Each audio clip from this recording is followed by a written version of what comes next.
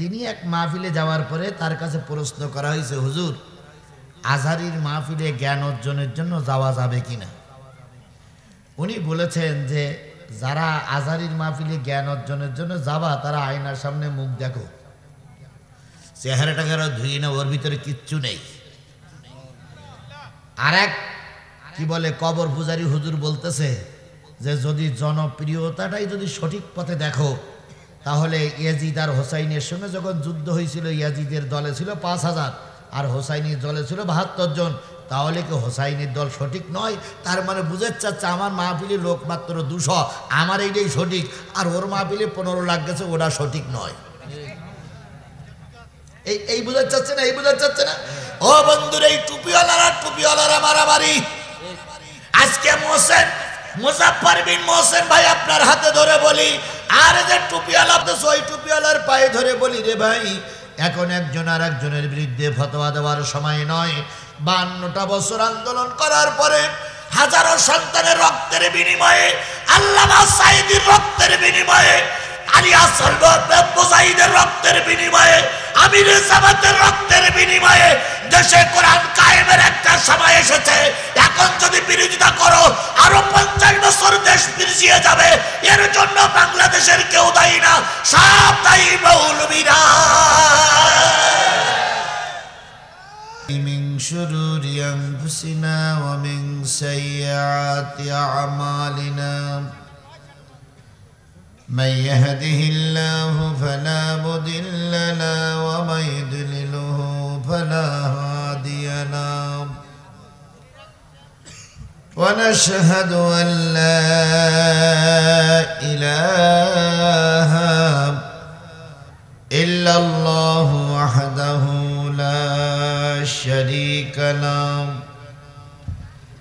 الذي أرسله بالحق بشيرا ونذيرا وداعيا إلى الله بإذنه وسراجا منيرا. فقد قال الله تعالى في كلامه المجيد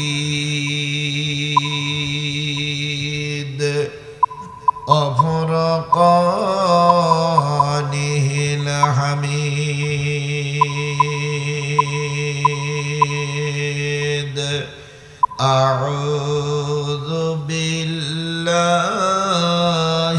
من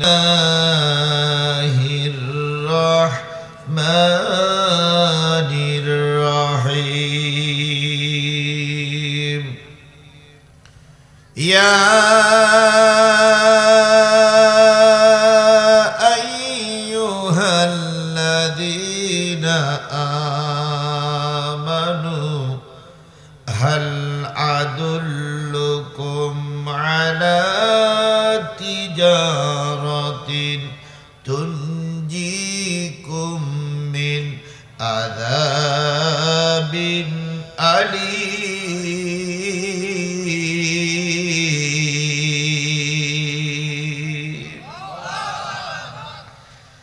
تؤمنون بالله ورسوله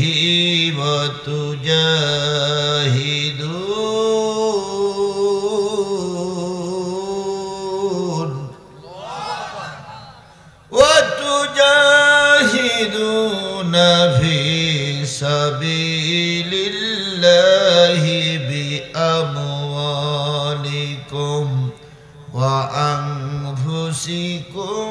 ذلكم خير لكم إن كنتم تعلمون.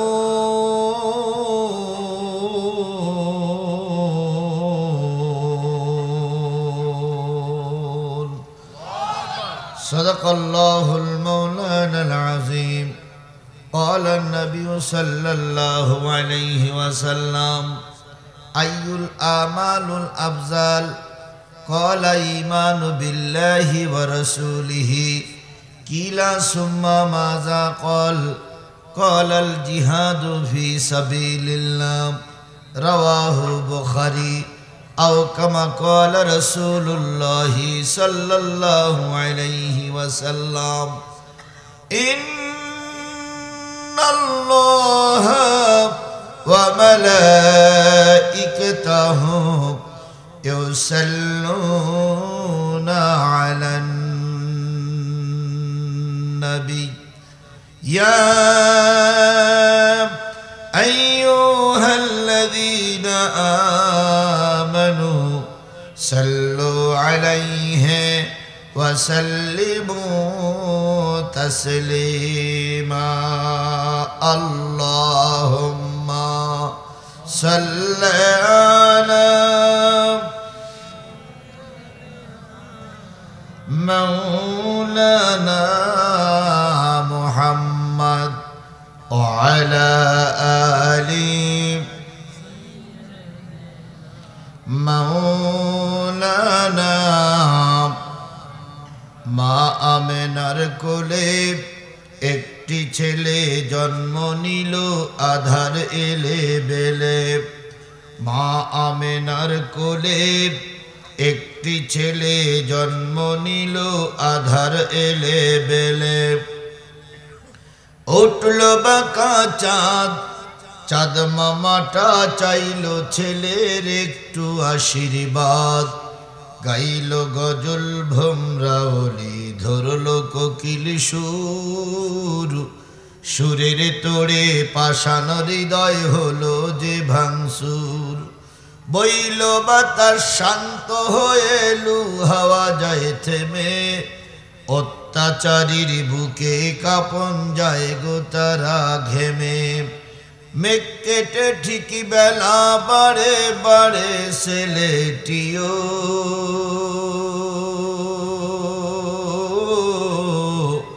সেই ছেলেটি আমার নবী সবার তিনি প্রিয় লা ইলাহা সবাই মিলে বলেন লা ইলাহা আরো জোরে লা ইলাহা লা ইলাহা লা ইলাহা ইল্লাল্লাহু মুহাম্মাদুর হাসবি রব্বি জাল্লাল্লাহ মাফি কলবি গায়রুল্লাহ নূর মুহাম্মদ সাল্লাল্লাহু লা ইলাহা ইল্লাল্লাহ জোরে লা ইলাহা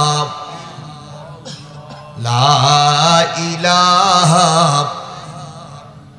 লা ইলাহা ইল্লাল্লাহু মুহাম্মাদুর রাসূলুল্লাহ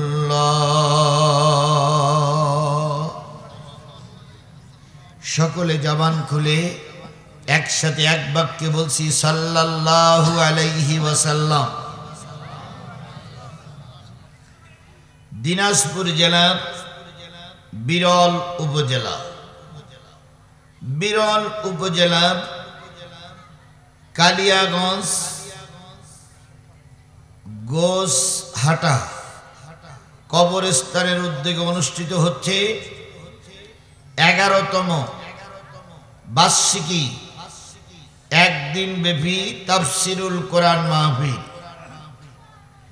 তারিখ 29 ডিসেম্বর 2024 14 পৌষ 1431 বাংলা রোজ রবিবার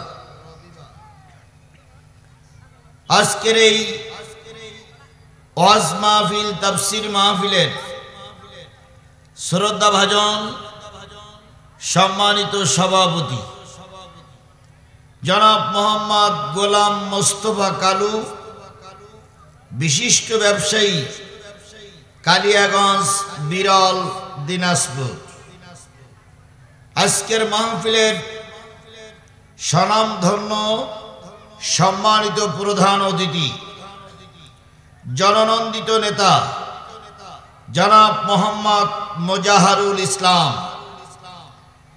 সহসভাপতি বাংলাদেশ জাতীয়তাবাদী দল বিএনপি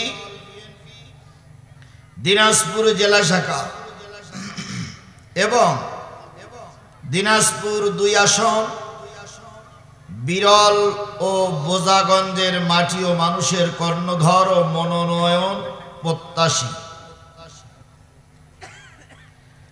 আজকের মাহফিলের বিশেষ অতিথিবৃন্দ জনাব নুরুল ইসলাম, আলহাজ আব্দুর রউফ, জনাব মোহাম্মদ কাজী ফারুক হোসেন, জনাব মোহাম্মদ আব্দুল মজিদ, জনাব কাজী মশিউর রহমান, জনাব মোহাম্মদ মহসেন আলী।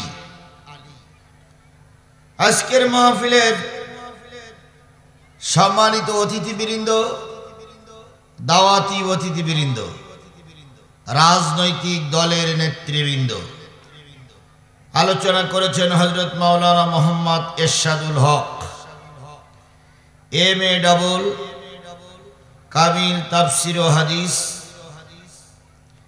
MSS সমাজ বিজ্ঞান, সেক্রেটারি বাংলাদেশ মাজলিসুল মুবাসসিরিন, দিনাজপুর জেলা মহকামিম মোহনা হাফিজিয়া মাদ্রাসা দিনাজপুর। আলোচনা করেছেন মাওলানা রায়হানুল ইসলাম, ইমাম ও খতিব কালিয়াগঞ্জ কেন্দ্রীয় জামে মসজিদ সহ গর্বিত মায়ের গর্বিত সন্তান শ্রদ্ধেয় ওলামায়ে হযরত। হামদ ও নাত পরিবেশনায় ছিলেন হাফেজ মোহাম্মদ নাহিদ বিন মঞ্জুর। সম্মানিত ভাই পরিচালক, এলাকার বিভিন্ন কুঠিরি থেকে আগত দিনী ভাইরা, সকলকে নিয়ে সালাম বিনিময় করছি। আসসালামু আলাইকুম ওয়া রাহমাতুল্লাহি ওয়া বারাকাতুহু। আমি আমার হৃদয়ের চোখ দিয়ে দেখতেছি কিছু অমুসলিম ভাইরা এর ভিতরে বসে আছে। আমরা তাদেরকে কোরআনের পক্ষ থেকে স্বাগত জানাই। কিসের পক্ষ থেকে? কোরআনের পক্ষ থেকে। যারা এখনো যদি কোনো মুসলিম ভাই পাশে থেকে থাকেন, আসুন, আপনাদের জন্য এ ময়দান উন্মুক্ত, কারণ আপনারা আমাদের ভাই। ভারত আমাদের বিরুদ্ধে যতই বাজে মন্তব্য করুক, আমরা সারা জীবন হিন্দু মুসলিম ভাই ভাইয়ের মতন চলেছি। আজকের মাহফিলে তারা আসছে, এই জন্য তাদেরকে স্বাগত জানাচ্ছি। সবাইকে নিয়ে আল্লাহর শুকরিয়া আদায় করছি। সকলে মিলে বলছি আলহামদুলিল্লাহ। আরেকটু জোরে বলুন তো আলহামদুলিল্লাহ। আমরা এখানে বসতে পেরেছি, বসার তৌফিক কে দিয়েছেন? সবাই মিলে বলুন কে দিয়েছেন? একবার হিসেব করে দেখুন তো, আপনার বয়সের যারা ছিল তারা অনেকেই বিদায় হয়ে গেছে। কেউ বা কবরে চলে গেছে, কেউ বা শ্মশান কাটাইয়ে পড়াই শেষ করে দেওয়া হয়েছে। কথা বলেন ঠিক না বেঠিক? আপনার মতন অনেক মানুষ হাসপাতালের বেডে শুয়ে শুয়ে মৃত্যু যন্ত্রণায় কাতরাচ্ছে। আপনার মতন অনেক মানুষ বাড়িতে বসে আছে, ওঠাচলা করতে পারে না। এর ভিতর থেকে আল্লাহ রাব্বুল আলামিন আপনাকে আমাকে সুস্থ রেখেছেন। সুস্থতার চাইতে বড় নিয়ামত পৃথিবীতে আর কিচ্ছু নাই। কোটি টাকার মালিক খাতে পারেন না। ডাক্তার বলেছে 2 খান রুটি খাবেন সকালবেলা, 2 খান রুটি খাবেন দুপুরবেলা, আর রাত্রি শোয়ার আগে একটু চাউলের ক্ষীর খাবেন বা জাউ খাবেন, তবে মিষ্টি দিলে হবে না, মিষ্টি ছাড়াই। সারা জীবন কোটি কোটি টাকা ইনকাম করলেন, কোটি টাকার উপরে আপনি শুয়ে থাকেন, কিন্তু কপালে আছে সকালবেলা কখান রুটি।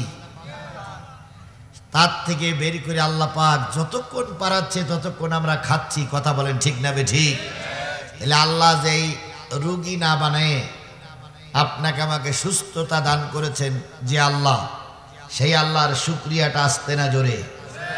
কারোর জবান বন্ধ থাকবে না, সকলে মিলে বলছি আলহামদুলিল্লাহ। আরেকটু জোরে বলুন তো আলহামদুলিল্লাহ। আজকের নেতারা মঞ্চে বসা, আজকে কতই ডিসেম্বর? 29শে ডিসেম্বর বিএনপির নেতারা মঞ্চে বসা। 29শে ডিসেম্বর 2024-এর নেতারা বুক ফুলিয়ে কথা বলছে, আমরাও কথা বলছি। নেতা বলুক তো 29শে ডিসেম্বর 2023-এর মাহফিলে ওনারা আমরা কি এরকম বুক ফুলিয়ে চলতে পারতাম? জোরে বলেন। চলা তো দূরের কথা, যদি কোনো বিএনপি জামাতের নেতা ওয়াজ শুনতে এসেও বসত, মঞ্চে বসে ভালো লোকের বাচ্চারা ফোন দিত যে বিএনপির জামাতের নেতা কিন্তু এখানে আছে। বলেন বলেন বলেন বলেন বলেন। সেই অবস্থা কে পরিবর্তন করে দিলেন? আমাদের চেষ্টায় কিছুই হয়নি। বিগত 15-15.5 বছর দুইটা দল চেষ্টা করেছে, মামলা খেয়েছে, মারি খেয়েছে, জেলে গেছে, ফাঁসিতে ঝুলেছে, রক্ত দিয়েছে, এমনকি রাজপথে জীবন দিয়ে শাহাদাত বরণ করেছে, তবু এই ব্যক্তির বাচ্চাদের নামানো যায়নি। 7 তারিখের নির্বাচন পরে বিএনপি জামাতের ভাইরা বুঝলো যে এই ভালো লোকের মেয়ে না মরা পর্যন্ত দেশে আর কিছুই করা যাবে না। এই জন্য নির্বাচনের ময়দান থেকে এসে সব দোয়া করলে, আল্লাহ তুমি তুলে নাও, এর জ্বালা সহ্য হচ্ছে না। এই ভাই বলে না কি করতে। আমরা যখন হারি মারলাম, আমরা যখন ঘরের দরজা দিয়ে কান্না শুরু করলাম, আল্লাহ বললেন তোমাদের চেষ্টা শেষ, আমার রহমত শুরু। আল্লাহর রহমত শুরু হয়ে গেল না? বলুন তো 5 তারিখের স্বাধীনতার পরে যারা এই দেশে আন্দোলন করে এই ভালো লোকের মেয়েরে তাড়াই দিল, এদের নাম পরিচয় আমাদের কাছে ছিল? আমরা এদের কেউ চিনতাম না। ওরা ময়দানে নামলো, যত লাশ হয়েছে তত ওরা সামনে দিয়ে গেছে, আমরা লাশ হলে পিছনে এসেছি মুরব্বীরা, আর ওদের যত লাশ পড়েছে তত এরা সামনে অ্যাডভান্স হয়েছে। 100, 200, 500 এমনকি 1000-এর উপরে লাশ পড়লো, তারপর ওরা ময়দান ছেড়ে দেয় নাই। এক পর্যায়ে আল্লাহ রাব্বুল আলামিন ওদের পরে রহমত করলেন, দেশ স্বাধীন হয়ে গেল। আমরা যারা যারা ভিতরে ছিলাম, গর্তে ছিলাম, আত্মগোপনে ছিলাম, সবাই ময়দানে আসতে শুরু করলাম। এক পর্যায়ে প্রায় সবাই এখন ময়দানে। গতকালকের এক মাহফিলে বিএনপির এক কেন্দ্রীয় লিডারের সঙ্গে প্রোগ্রামে ছিলাম, তাকে জিজ্ঞাসা করলাম, ভাই তারেক জিয়ার খবর কি? উনি বললেন, ভাই হাইকোর্ট বন্ধ, জানুয়ারির প্রথম সপ্তাহে কি দ্বিতীয় সপ্তাহে তারেক জিয়ার সব মামলার জামিন হয়ে যাবে। আশা করছি তারেক জিয়াও জানুয়ারি মাসের ভিতরেই দেশে ফিরবে। ফিরুক আর নাই ফিরুক সেটা পরের কথা, কিন্তু যারা অনেক মামলার আসামি হয়ে বিদেশে ঘুরতেছিলেন, তারা কিন্তু ইতিমধ্যে সব আবার দেশে আসতে শুরু করেছে। কথা বলেন ঠিক না বেঠিক? আমরাও চাই তারেক জিয়া ফিরে আসুক। তাহলে এই যে পরিবেশটা কে করে দিলেন? তাহলে যে আল্লাহ এত সুন্দর পরিবেশ তৈরি করে দিলেন, সেই আল্লাহর শুকরিয়া যদি আসতে হয়, আল্লাহ বেজার হয়ে যাবে। এই জন্য কারোর জবান বন্ধ থাকবে না, সবাই মিলে বলছি আলহামদুলিল্লাহ।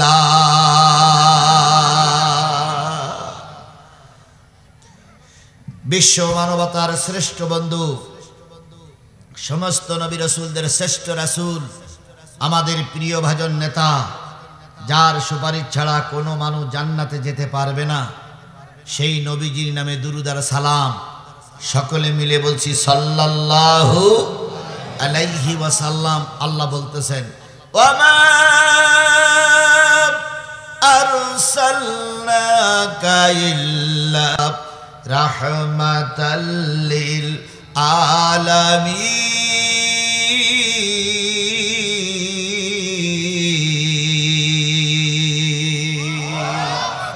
ওগো নবী, আমি আপনাকে গোটা পৃথিবীর সকলের জন্য রহমত করে পাঠালাম। সুবহানাল্লাহ বলেন। নবী কি শুধু মুসলমানদের জন্য রহমত?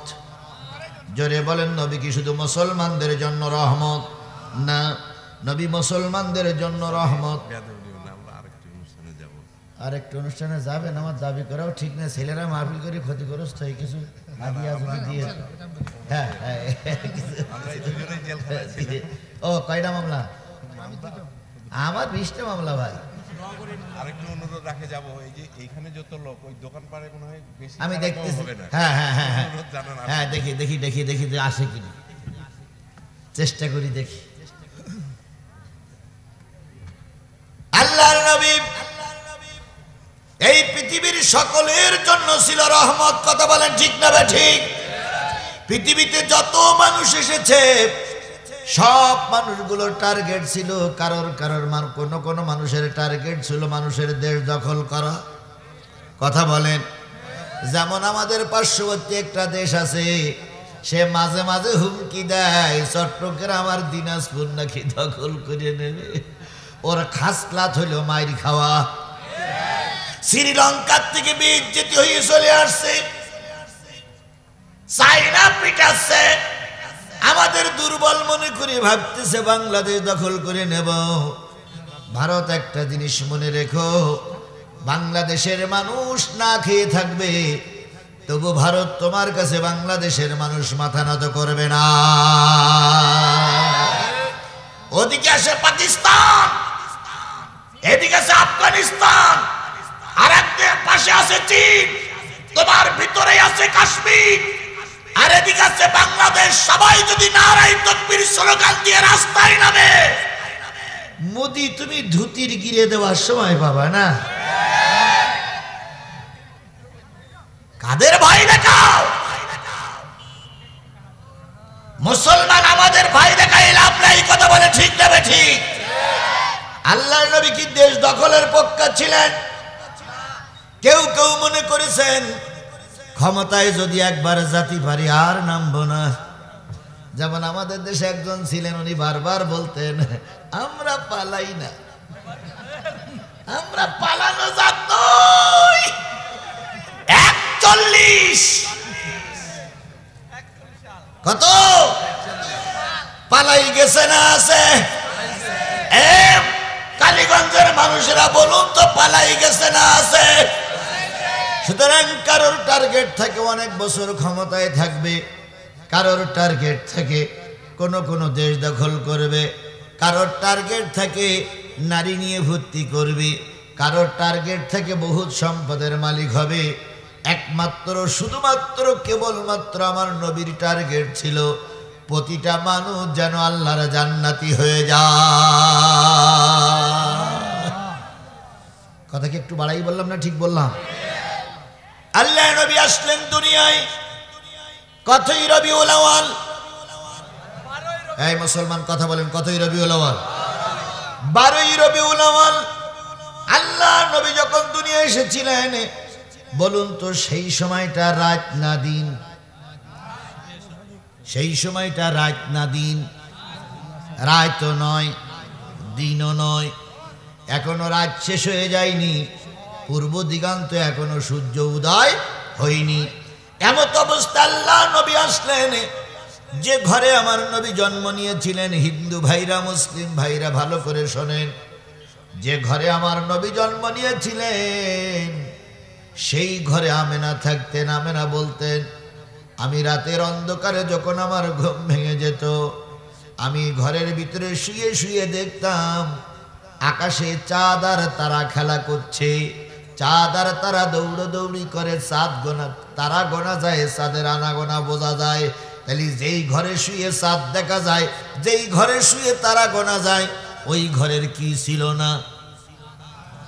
চাঁদ ছিল না। আমেনা বলেছেন, আমি ঘরের ভিতরে শুয়ে থাকতাম, উত্তর দিক থেকে যদি একটু বাতাস আসতো, বেড়াগুলো সব ভেঙে নিচে পড়ে যেত। দক্ষিণ দিক থেকে বাতাস আসলে বেড়াগুলো সব ভেঙে পড়ে যেত। তাহলে বোঝা গেল যেই ঘরে নবী এসেছিলেন ওই ঘরের বেড়া ঠিক ছিল না, ওই ঘরের ছাদ ঠিক ছিল না। এরকম একটা জীর্ণ শীর্ণ ঘরের ভিতরে আমার নবী আসলেন, রাতও না দিনও না। নবী যখন আসলেন আমেনা বর্ণনা করেছেন, আল্লাহর নবী যখন আমার ঘরে এসেছিলেন ওই দিন একটু বাতি জ্বালানোর মতন লণ্ঠনে তেলও ছিল না। ও আমার ভাইয়েরা, নবী আসলেন, গোটা মক্কায় সংবাদ পৌঁছে গেল চাঁদের চাইতে একটা সুন্দর মানুষ আমেনার পেট থেকে দুনিয়ায় নেমে এসেছে। সবাই আনন্দ করলো, কেউ বা খুশিতে গদগদ হলো। উম্মে হানি বলেন, আমি ছুটে গেলাম ভাতিজারে দেখার জন্য। যেয়ে দেখি নবীজির ঘরটা অন্ধকার। আমি আমেনাকে জিজ্ঞেস করলাম, আমেনা ঘরে কোনো বাতি নেই কেন? আমেনা বললেন, বুবু ঘরে কোনো বাতি জ্বালানোর মতন তেল নাই। উম্মে হানি বলেন, নবীকে কাপড় মুড়ি দিয়ে শোয়ানো ছিল, নবীর মুখের থেকে কাপড়টা সরাই নিলাম, নবীর চেহারায় সমস্ত অন্ধকার ঘরটা আলোকময় হয়ে গেছে। আরেকটু জোরে বলবেন না সুবহানাল্লাহ। সেই নবীর পরে নাজিলকৃত কোরআনের আলোচনা হচ্ছে। তুমি মুসলমান বাদামের দোকানে ঘুরে বেড়াচ্ছ, তুমি মুসলমানের বাচ্চা চা খেয়ে ঘুরে বেড়াচ্ছ, খোদার কসম তুমি মুসলমান নামের কলঙ্ক।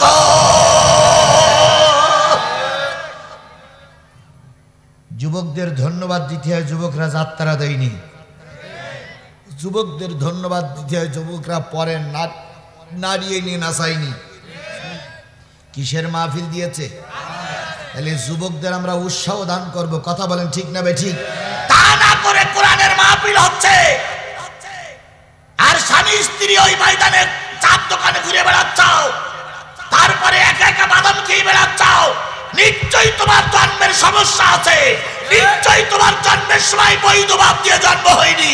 যদি বৈধ বাপ দিয়ে জন্ম হয়, কোরআনের আলোচনা চলছে, তুমি বাড়ি শুয়ে থাকতে পারো না।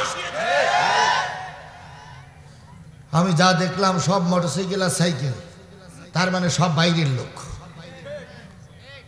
এখানে যারা আসছে প্রায় সব বাইরের লোক। আর না লোকজন দাওয়াত করি, মাইকিং করি যে ভাইরা আমার, বোনেরা তোমার, বিরাট ওয়াজ মাহফিল, আজিজুল ইসলাম জিহাদি আসে, আসো শুনতি। ওনারা শুনতে আইছে আর এনারা গরুর গোশত থেকে নাকে তেল দিয়ে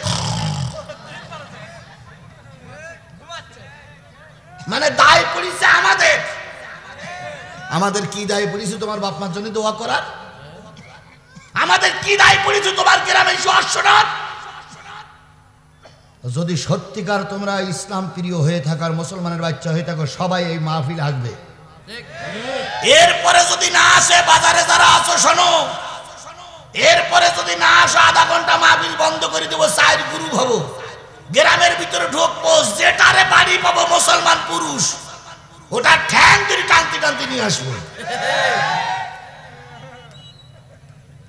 কোরআনের মাহফিল হচ্ছে, বাড়ি থাকার কোনো সুযোগ আছে? জোরে বলেন, বাড়ি থাকার কোনো সুযোগ আছে?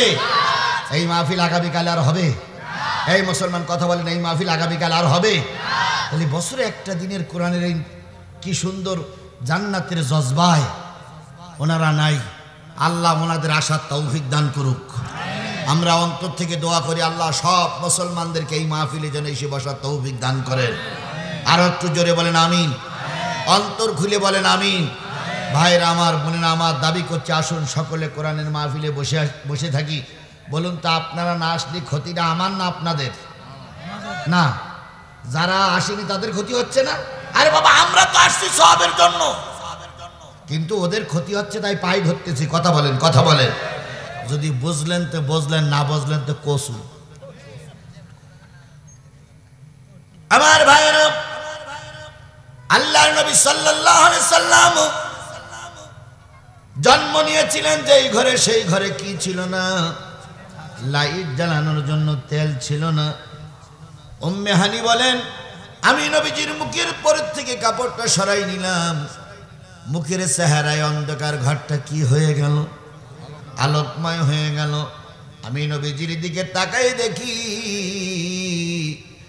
আল্লাহর নবী বিড় বিড় বিড় বিড় করে কি যেন বলতেছে। আমি নবীজিকে কোলে নিলাম, বলতেছেন উম্মে হানি নবীজির ফুফি আম্মা আব্দুল্লাহর বোন, তিনি বলতেছেন আমি ভাতিজা মোহাম্মদকে কোলে নিলাম, ছোট মুখটা কানের কাছে লাগাই দিলাম, কি যে বলে আমি বুঝতে পারি না। নবী যখন একটু বড় হলো আমি জিজ্ঞেস করলাম, ভাতিজা জন্মের পরপরই তুমি কি বলেছিলে? মুহাম্মদ সাল্লাল্লাহু আলাইহি সাল্লাম বলতেছিলেন, ফুফি আম্মা জন্মের পরে কেঁদেছিলাম, রব্বি হাবলি উম্মতি, আয় আল্লাহ আমার গুনাহগার উম্মত গুলোরে মাফ করিয়া দাও।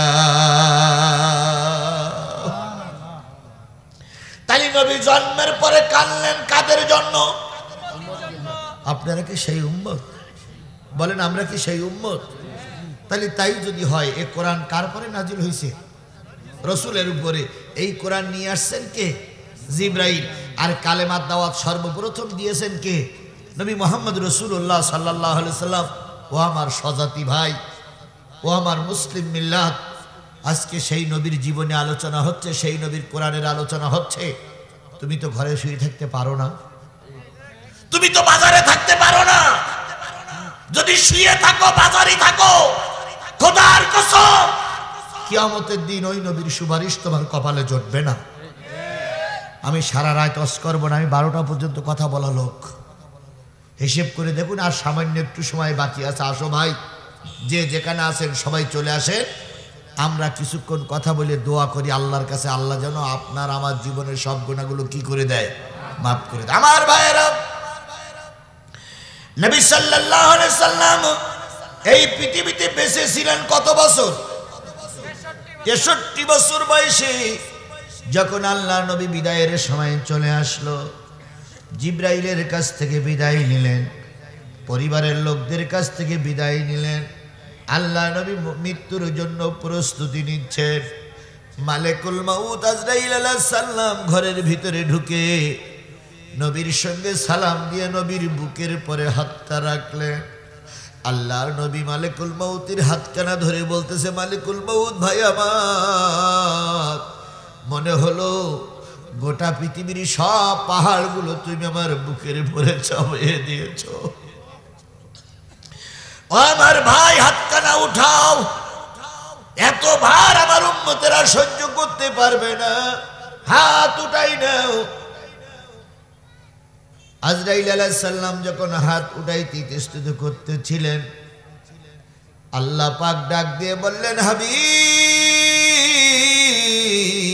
কাঁদো কেন? নবীজি বললেন, আল্লাহ এত ভার আমার উম্মতেরা সহ্য করতে পারবে না। আল্লাহ বললেন, নবী তোমার ডিউটি শেষ, তুমি চলে এসো, তোমার উম্মতের দায়িত্ব আমি আল্লাহ নিজে কুদরতি হাতে নিয়ে নিলাম। মরার সময় পরিবারের কথা ভাবলেন না, ছেলে মেয়েদের কথা ভাবলেন না, জামাই নাতিপুতির কথা ভাবলেন না, ভাবলেন কাদের কথা? উম্মতের কথা। আপনারা কি সেই উম্মত? আমরা কি সেই উম্মত? তাহলে নবীর কথা আলোচনা হচ্ছে, তুমি কেন দূরে ভাই? কপালটা পোড়াইও না, কারণ কিয়ামতের দিন হয়তো নবী তোমার দিক থেকে মুখটা ফিরাইয়ে নেবে। যদি মুখটা ফিরাইয়ে নেয়, জীবনের সব কিছু বরবাদ হয়ে যাবে। এবার আসুন কিয়ামতের দিনের কথায় যাই। কিয়ামত যখন শুরু হবে, রোজ মহাশরের ময়দান শুরু হবে, বলুন তো সেদিন কোনো উঁচু নিচু থাকবে? গাছপালা থাকবে, সাগর নদী থাকবে, গোটা পৃথিবী কি হয়ে যাবে? এখানে বসেই কাবা ঘর দেখা যাবে। কাবা ঘরের পাশেই আল্লাহ পাক আরশে আজিম, তার আরশ বসাই নেবেন, তার আরশ বসাবেন, তার চেয়ার বসাবেন। এবার মালিকুল মউত আজরাইল জিবরিল মিকাইলকে উঠায়ে বলবে, আমার নবীর কাছে যাও, আমার নবীকে তোমরা আমার সামনে নিয়ে এসো। নবী আমার সামনে না আসা পর্যন্ত আমি আল্লাহ বিচার শুরু করব। সব ফেরেশতারা চলে যাবে। নবীজির কবরের পাশে দিয়ে বলবি, ইয়া রাসূলুল্লাহ, আল্লাহ আপনাকে সালাম জানিয়েছেন, আল্লাহ আপনাকে সালাম জানিয়েছেন, আপনি দয়া করে রোজে মাহশরের ময়দানে চলুন। আল্লাহর নবী কবরের মাঝখান থেকে ফাঁক হয়ে যাবে। নবী মাথা উঁচু করে দেখবে রোজে মাহশরের ময়দানে কোনো লোক নাই, একদম ফাঁকা আর ফাঁকা। আল্লাহ নবী বলবেন, ও জিবরিল, ও জিবরিল, ও জিবরিল, তুমি চলে যাও, আমি রোজে মাহশরের ময়দানে যাব না। আমার সব উম্মতগুলোরে জাহান্নামে দিয়ে আল্লাহ আমাকে দরবারে ডেকেছে, আমি যাব না। আল্লাহ নিজেই ডাক দিয়ে বলবে, হাবিব, ওহুদে মার খেয়েছো, তায়েফে রক্ত দিয়েছো, বদরের প্রান্তরে রক্ত দিয়েছো, সারা জীবন তুমি চোখের পানি ভেলাই কেঁদেছো। আমি আল্লাহ আজকে তোমার আর কাঁদাবো না। তুমি যার জন্য সুপারিশ করবে আমি আল্লাহ তারে মাফ করে জান্নাতে নিয়ে যাব। ও বন্ধুরা, নবীর সুপারিশ কি আমাদের দরকার আছে? জোরে বলেন, নবীর সুপারিশ আমাদের দরকার আছে? তাহলে নবীর সুপারিশ যদি দরকার থাকে তাহলে নবীর নাম শোনার পরে দুরূদ শরীফ পড়া দরকার আছে কিনা? তাহলে আমরা নবীর নামে দুরূদ আর সালাম দিয়ে শুরু করছি, সাল্লাল্লাহু আলাইহি ওয়াসাল্লাম। রাসূল আমার ভালোবাসা, রাসূল আমার আলো আশা, রাসূল আমার প্রেম বিরহের মূল আলোচনা, রাসূল আমার কাজে কর্মের অনুপ্রেরণা, রাসূল আমার ভালোবাসা। নেতার মতন নেতা আমি পাই না যখন খুঁজে, কান্দি এবং কান্দি শুধু এই দুটি চোখ বুজে, তখন তোমার বদর উহুদ যোগায় মন্ত্রণা,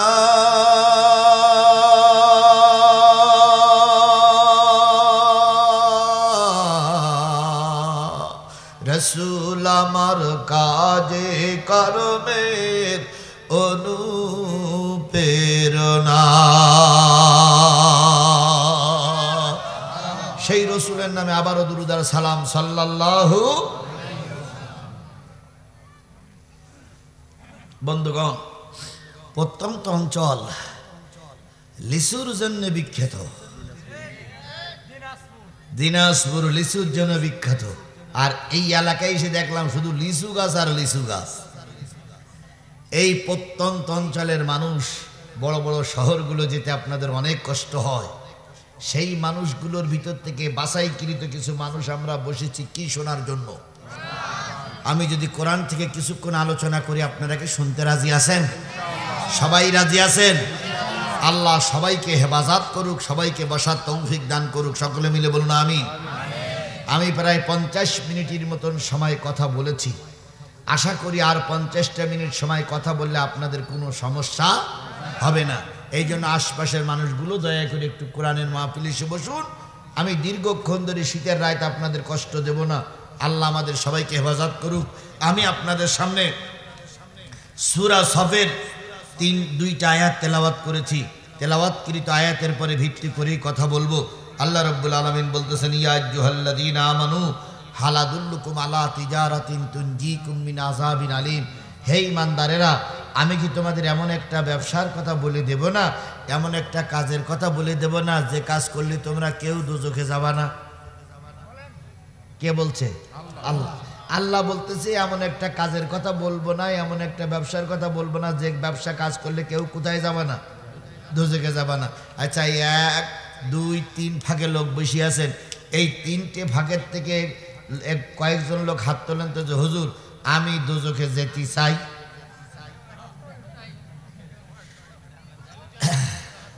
কেউ দোজখে যেতে চায়? চায় না। আচ্ছা বলুন, দোজখে যেতে চান না, মার মেরিয়েছেন, আব্বারে বাড়ির থেকে বের করে দিয়েছেন, এইরকম কোনো লোক থাকলে একটু হাত তোলেন তো। কেন? যে ব্যক্তি মার মেরেছে, বাপকে বাড়ির থেকে বের করে দিয়েছে, সে কি ভেস্তে যেতে পারবে বলে মনে হয়? মনে হয় না। আচ্ছা, যারা সুদ খান, প্রকাশ্য সুদখোর, তারা একটু হাত তোলেন ভাই।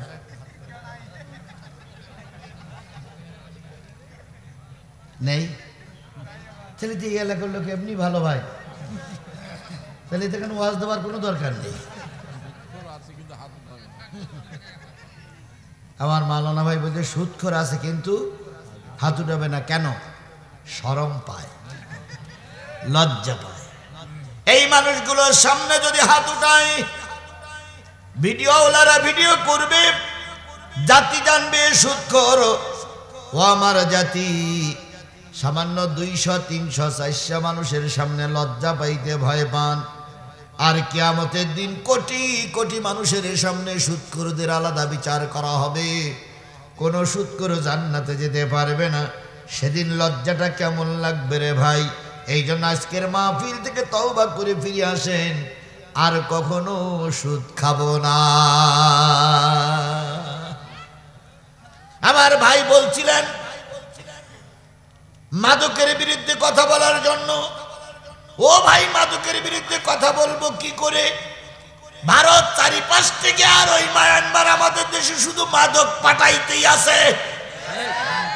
কারণ মাদক যত এদেশে পাঠাতে পারবে, ওরা তত সফলতা অর্জন করবে। কথা বলেন ঠিক না বে ঠিক? মদ খেয়ে একটা ছেলে ভালো হয়েছে, আমার দেখাই দেন একটা ছেলে মদ খেয়ে ভালো হয়েছে। আল্লাহ নিজেই বলেছেন, ইন্নামাল খামরু ওয়াল মাইসির ওয়াল আনসাবু ওয়াল আজলামু রিজসুম মিন আমালি শয়তান। নিশ্চয়ই মদ, জুয়া, মূর্তি নির্মাণ করা, লটারি করা, এগুলো শয়তানের কাজ। তাহলে মদ খাওয়া যেখানে শয়তানের কাজ, সেখানে মদ খেয়ে কেউ ভালো হওয়ার সুযোগ নেই। বগুড়ার থেকে আজকে আসার সময়, আজকেই বগুড়ার থেকে যখন আসতেছিলাম, তখন আমার সঙ্গে একটা ছেলে আসছে বগুড়ার থেকে। ও বলল যে হুজুর, এই ডাইল খাওয়া বাটি একজন আর একজনের ধরে গতকালকে রাত্রি এই মসজিদের সামনে একটারে একবার কত 28টা না 52টা ছুরি ঢুকিয়ে মেরি ফেলাইছে। তা আমি ওর জিজ্ঞেস করলাম যে ডাইল খাবে তো মারামারি করবে কেন? তো ও বললো হুজুর, এ ডাইল সে ডাইল না। তাহলে এ ডাইল কোন ডাইল? ফেন্সি ডাইল। তা ফেন্সি আবার ডাইল বানাইছে। কথা বলেন ঠিক না বে ঠিক? শোনা যায়নি ফেন্সি খেয়ে, মদ খেয়ে, ডাল খেয়ে মানুষ ভালো হয়। এই জন্যই যুবকদের ভালো করতে গেলে তুমি আর আমি আজকের মাহফিলে থাকার দরকার ছিল। কারণ তুমি আর আমি যখন নামাজি হব, আমার ছেলে আমার মেয়ে তখনই নামাজি হবে। তাহলে আল্লাহ বললেন যে তোমরা দোজখে যাবা না, এমন কে আসো? তাহলে আমরা এখানে কেউ দোজখে যেতে, সবাই কোথায় যেতে চাই? ভেস্তে যেতে। আল্লাহ বললেন তুমি যদি ভেস্তে যেতেই চাও, 3টি কাজ করা লাগবে। কয়টা? 1 নম্বর ঈমান আনা লাগবে কার উপরে? 2 নম্বরে ঈমান আনা লাগবে রাসূলের উপরে। 3 নম্বর জিহাদ ফি সাবিলিল্লাহর কাজ করা লাগবে। ছোট্ট করে শুনুন, আল্লাহর পরে ঈমান আমাদের আছে না নাই? জোরে বলেন, আরো জোরে বলেন। সত্যি যদি আপনারা আল্লাহর পরে ঈমান এনে থাকেন, তাহলে বিগত 3টি নির্বাচনে আমাদের ভোট দিতে দেননি কেন? আপনারা তো বিরাট ইমানদার, আপনারা তো বিরাট আল্লাহওয়ালা, আপনারা তো বিরাট খোদাবিরু। দাড়ি আর টুপি দেখলে মনে হয় জিবরাইলের ছোট ভাই। অথচ এরাই শয়তানি করে আমাদের ভোট কেন্দ্রে যেতে দেয়নি। কথা বলেন, কথা বলেন, কথা বলেন। আপনারা যদি কালীগঞ্জের মানুষ যদি এতই ইমানদার হয়ে থাকেন, ভোট দেবার কথা ছিল একটা, আপনারা 70টা মারলেন কেন? যারা যারা 70টা ভোট মেরিলেন তারা একটা হাত তোলেন তো ভাই। কেউ নাই না, এখানেই আছে, এখানেই আছে, এখানেই আছে, কিন্তু হাত উঠাবে না। আমি দেখলে বুঝতে পারছি যে কেটা কেটা আছো তোমরা, কারণ আমি কিন্তু আধ্যাত্মিক জগতের লোক। বলুন তো, যেই ব্যক্তি একটা ভোটের জায়গায় 69টা ভোট বেশি মিলল, সে কি জান্নাতে যেতে পারবে? আরো জোরে বলেন, পারবে? যারা গণতান্ত্রিক অধিকার নষ্ট করে আমাদের বিরুদ্ধে মিথ্যা মামলা দিয়েছ, জেনে নাও জান্নাত পাওয়া যাবে না। তাহলে ইমানদার বলা যত সহজ, ইমানের পরে টিকে থাকা তার চাইতে হাজার গুণ, কোটি গুণ, লক্ষ গুণ বেশি কঠিন। আল্লামা সাঈদীর যখন জেলখানার ভিতর ভরা হলো, ওরা কিন্তু অনেক টোপ দেখাইছিল। আল্লামা সাঈদী কি টোপে পাগল হয়ে গেছিলেন? তিনি বলেছিলেন, এখানেই ফাঁসিতে ঝুলবো, কিন্তু আমরা তোমাদের মতন জালেমের টোপের কাছে মাথা নত করবো না। সুতরাং ঈমান একটা কঠিন শব্দ, যার ঈমান নাই তার কিচ্ছু নাই। এরপরে রসুলের পরে মহব্বত আমাদের বেশি না কম? আরো জোরে বলেন। আমি এটা বিশ্বাস করি না, কারণ ইতিপূর্বে রসুলের নামে অনেক আজেবাজে কথা বলা হয়েছে। আপনাকে ময়দানে পাওয়া যায় নাই, বরং আমাদের ছেলেরা যখন ময়দানে রসুলের পক্ষে মিছিল করেছে, এই বাংলাদেশের পুলিশ তাদের গুলি করে করে মেরেছে। মরহুম প্রেসিডেন্ট মুজিবুর রহমানের জন্ম এবং মৃত্যু দিনে হাজার হাজার গরু জবাই করে খাওয়া হয়েছে। কি বলেন বলেন বলেন বলেন? মুজিবারের ছবি ছিল প্রতিটা মানুষের ঘরে ঘরে, প্রতিটা অফিস আদালতের ভিতরে। যদি মুজিবারের ছবি কেউ নামাইয়ে ফেলে, অথবা মুজিবারের ছবিতে কেউ থুতু মারে, অথবা মুজিবারের ছবিটা যদি ভেঙে চুরে বেকা করে ফেলে, তাহলে রাষ্ট্রদ্রোহ কি হয়? মামলা হয়, 3 বছরের জেল, আরো 50,000 টাকা জরিমানা, দায়ে আরো 1 বছরের জেল হয়েছে মুজিবারের ছবি বেমানান করার জন্য। অথচ আমার নবীকে নিয়ে কত বাজে কথা হলো, একটা বারো রাষ্ট্রীয়ভাবে প্রতিবাদ জানানো হয়নি।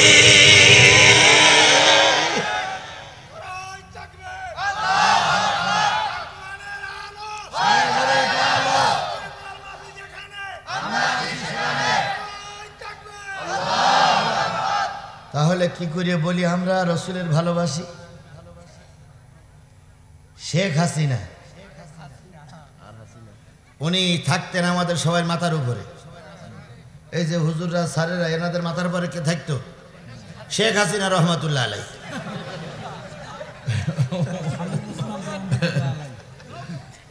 আচ্ছা, এ কথাটা আমি বললাম, আপনি হাসলেন, এ কথাটা হয়নি? হয়নি, এ কথাটা হয়নি। জাতীয় সংসদে পর্যন্ত বলা হয়েছিল, হ্যাঁ, জাতির পিতা বঙ্গবন্ধু রহমাতুল্লাহ আলাইহি, শেখ হাসিনা রহমাতুল্লাহ আলাইহি। কথাটা উঠলে এইভাবে যে এই 5 বিবির এক এমপি, উনি বলতেছেন যে মুজিবার এবং শেখ হাসিনা ওনারা দুইজন হলো পীর বংশের লোক। ওনারা নাকি ইয়ামেন থেকে এসেছিল, দাদারা, 14 দাদারা, আধ্যাত্মিক জগতের লোক। তাই হুজুরদের প্রথমে যদি হজরত শব্দটা লিখতে হয়, তাহলে শেখ হাসিনা যেহেতু পীর বংশের লোক, এই জন্য ওনার নামের প্রথমে হজরত শব্দটা লেখা উচিত।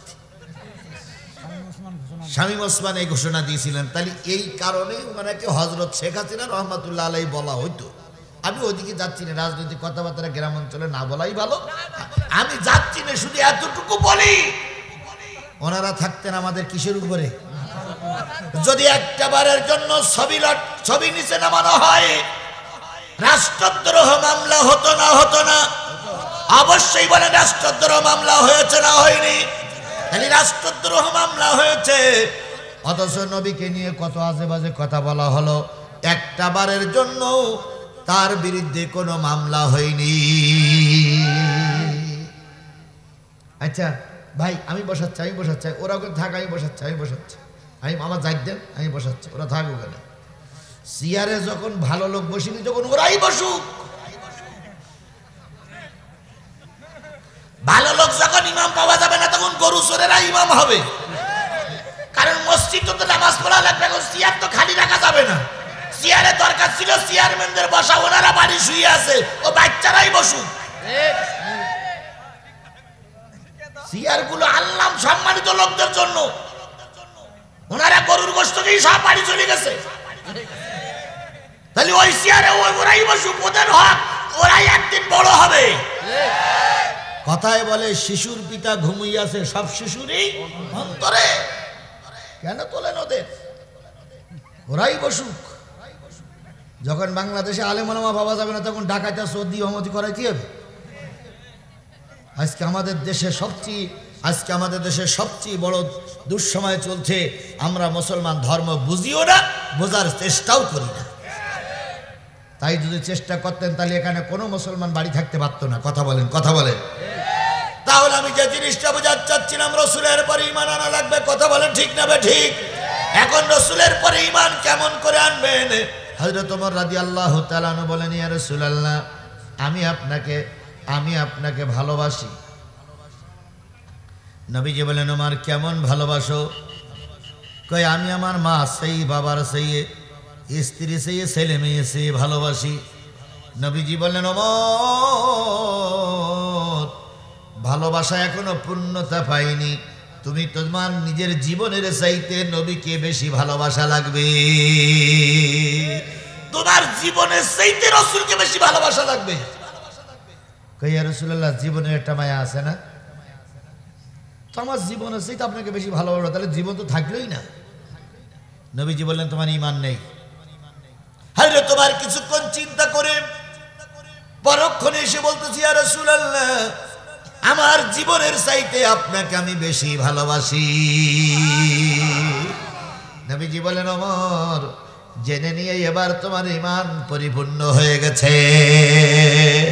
তাহলে যেখানে রসুলকে ঈমান জীবনের চাইতে বেশি ভালোবাসতে হবে, সেই রসুলের বিরুদ্ধে কথা হলে তোমার গা জ্বলে না। বুঝতে হবে তোমার ভালোবাসা এখনো তৈরি। আরো জোরে বলেন, তৈরি হয় নাই। গত 2-3 দিন আগে আজহারি আমাদের বাংলাদেশে একটা মাহফিল করেছে, শুনেছো না যুবকেরা? তোমরাই শুনেছো। মুরব্বীরা তো খোঁজ খবরই রাখে না, আরো খোঁজ খবর রাখা কোনো ব্যাপার বলে মনেই করে না। মুরব্বীরা শুধু চিন্তা করে খাবো, পায়খানা করবো আর ঘুমবো, নাক ডাকাবো, এইটাই হলো আমাদের ইবাদত। দেশ সম্পর্কে, জাতি সম্পর্কে আমাদের একটু ধ্যান ধারণা নেওয়া দরকার আছে না নাই? আজহারি আসছে, ওয়াজ শুনতে কয় লক্ষ লোক হয়েছে? 20 লক্ষ লোক হয়েছে। 20 লক্ষ লোকের, যাই হোক অত বলার দরকার নেই, 20 লক্ষ লোকের সামনে আজহারি ওয়াজ করে গেলেন। এই লোকগুলো 2 দিন 3 দিন 4 দিন আগে যে বসে আছে আজহারির একটু দেখার জন্য। কথা বলেন। আপনার দিনাজপুরের থেকে লোক গেছিল, দিনাজপুরের থেকে লোক গেছে সেখানে দেখার জন্য। এই জনপ্রিয়তাটা আমাদের দেশের একজন নাস্তা নারী, তিনি এখন ভারতে গিয়ে বসে আছে, উনি সহ্য করতে পারেন নাই। ওনার নাম কি? এই তো আপনারা সবাই জানেন না, তসলিমা নাসরিন। ইনি এইটা সহ্য করতে পারেন নাই। ইনি বলতেছেন মৌলবীকে মাথা খারাপ হয়ে গেছে। এক হুজুরির পিছনে দেখো কত হুজুর দৌড়াচ্ছে, আর সে হুজুর ভুল ভাল আলোচনা করতেছে আর এরা তাই শুনতেছে। তাহলে এই তসলিমা নাসরিনকে মুসলমান বলা যাবে? ও তো এমনি কাফের। তাহলে যে জিনিসটা আমি বুঝাতে চাচ্ছি সেটা হলো রসুলকে সবচেয়ে ভালোবাসতে হবে, সবচেয়ে বলে জীবনের চাইতে ভালোবাসতে হবে। এই নবী কাফেরদের সবাই মিলে বলেন, কোন যুদ্ধ? বদরের যুদ্ধে মুসলমানদের সংখ্যা ছিল কত? 313 জন। কাফেরেরা ছিল কত? বলুন তো, 313 জন লোক জিতে গেল না 1000 লোক জিতে গেল? কেন জিতে গেল? কারণ 313 জন লোকের ভিতরে ঈমান ছিল, ঈমানের বলেই তারা জিতে গেছে। দুইটা জিনিস ছিল, এক ছিল ঈমান আর এক ছিল আল্লাহর রহমত। আচ্ছা বলুন তো, সংস্কার আন্দোলনে যারা রাস্তায় ছিল তারা কি মুরব্বী? সব কি ইয়ং জেনারেশন, অল্প বয়সের ছেলেরা, কলেজ পড়ুয়া ছেলে, স্কুল পড়ুয়া ছেলে, মাদ্রাসায় পড়ুয়া ছেলে, প্রাইমারি স্কুলের ছেলে, বিভিন্ন কায়দার ছেলেরা রাস্তায় নামলো। এদের কোনো যোগ্যতা ছিল না, কিন্তু একটা জিনিস এদের ভিতরে ছিল, এদের ছিল বিশ্বাস যে আমরা জিতবই, আর ছিল আল্লাহর রহমত। তাহলে আমরা ওই দুটো জিনিস নিয়ে যদি আগামীতে আবারও ময়দানে থাকতে পারি, আল্লাহর কসম ভারত দিনাজপুর দখল করতে পারবে না। ভারতকে দিনাজপুর দখল করতে দেওয়া হবে না। ভারত তুমি মনে করো আমরা একা নই, গোটা 18 কোটি হিন্দু মুসলিম আমরা একজোট আছি। যদি ভারত আমাদের দেশের 1 ইঞ্চি জায়গা দখল করতে চায়, যার যা আছে তাই নিয়ে মোকাবেলা করব। ওই কাকড়া খেয়া জাতিদেরকে আমাদের দেশে ঢুকতে দেওয়া হবে না, হবে না, হবে না। আমাদের ভয় দেখাও, কিসের ভয় দেখাও?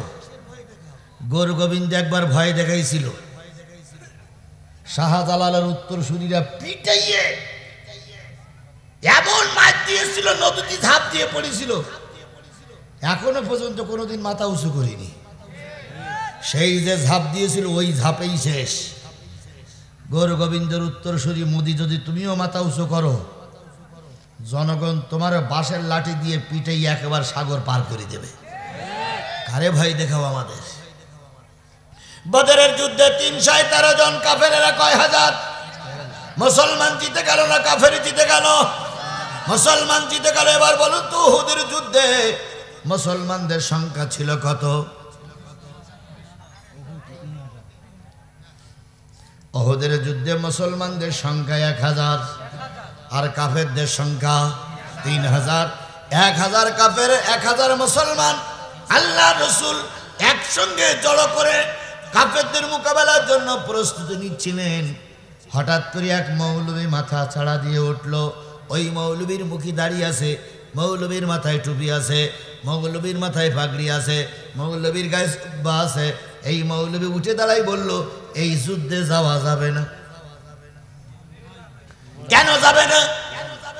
এই যুদ্ধে গেলে কাফেরেরা বদরের প্রতিশোধ নেবে, একটাও বাড়ি আসতে পারবে না। 300 হুজুর, 300 মৌলবী পিছন দিক থেকে কেটে পড়ল। ওই যুদ্ধে মুসলমানদের চরম ক্ষতি হয়ে গেল।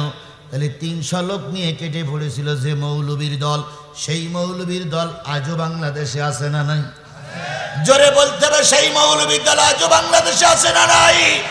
আমি গোটা বাংলাদেশ সফর করে যা আমার আইডিয়া হয়েছে, ধারণা হয়েছে, আমার বিশ্বাস শুধুমাত্র মৌলবীরা মৌলবীদের বিরোধিতা যদি না করে, আগামী সংসদ হবে কোরআনের সংসদ।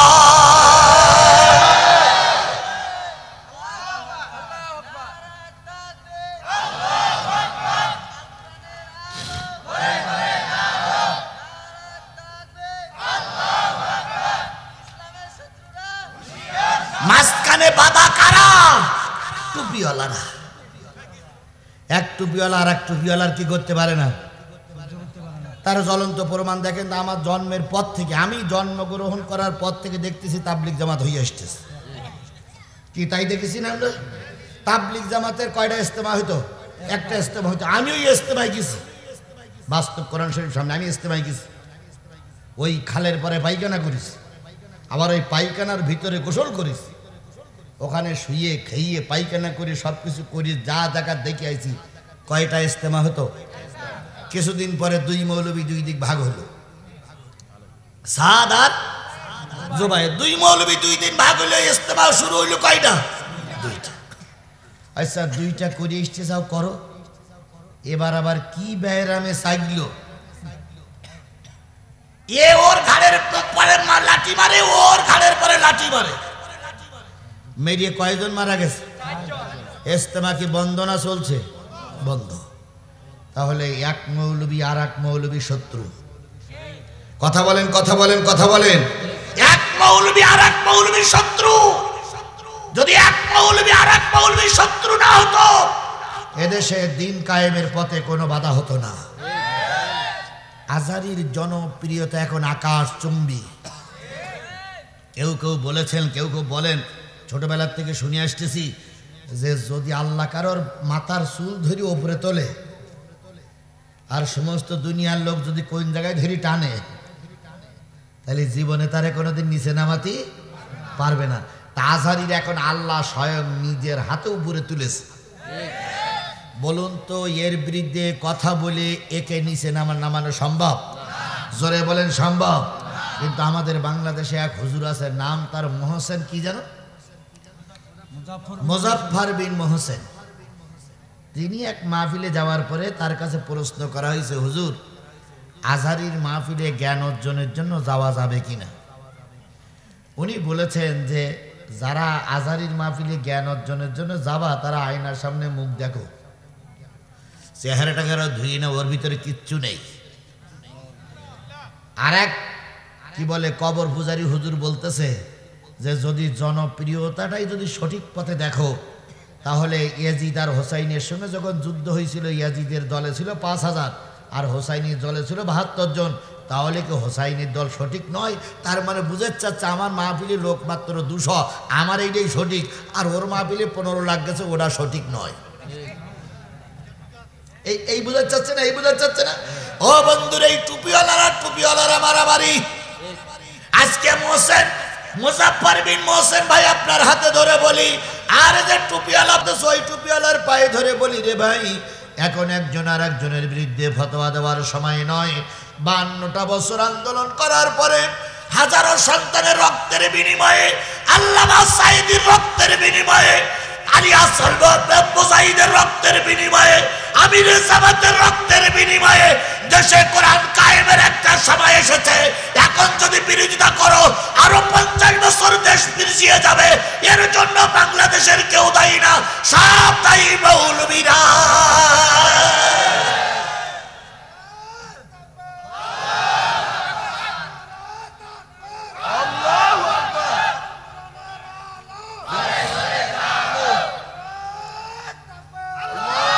সুতরাং আগামী দিনের টার্গেট নিতে হবে, যে কোনো মূল্যে হোক, যে কোনো কায়দায় হোক, আমাদের এই দেশটার আমরা কোরআনের দেশ বানাই ছাড়বো ইনশাআল্লাহ।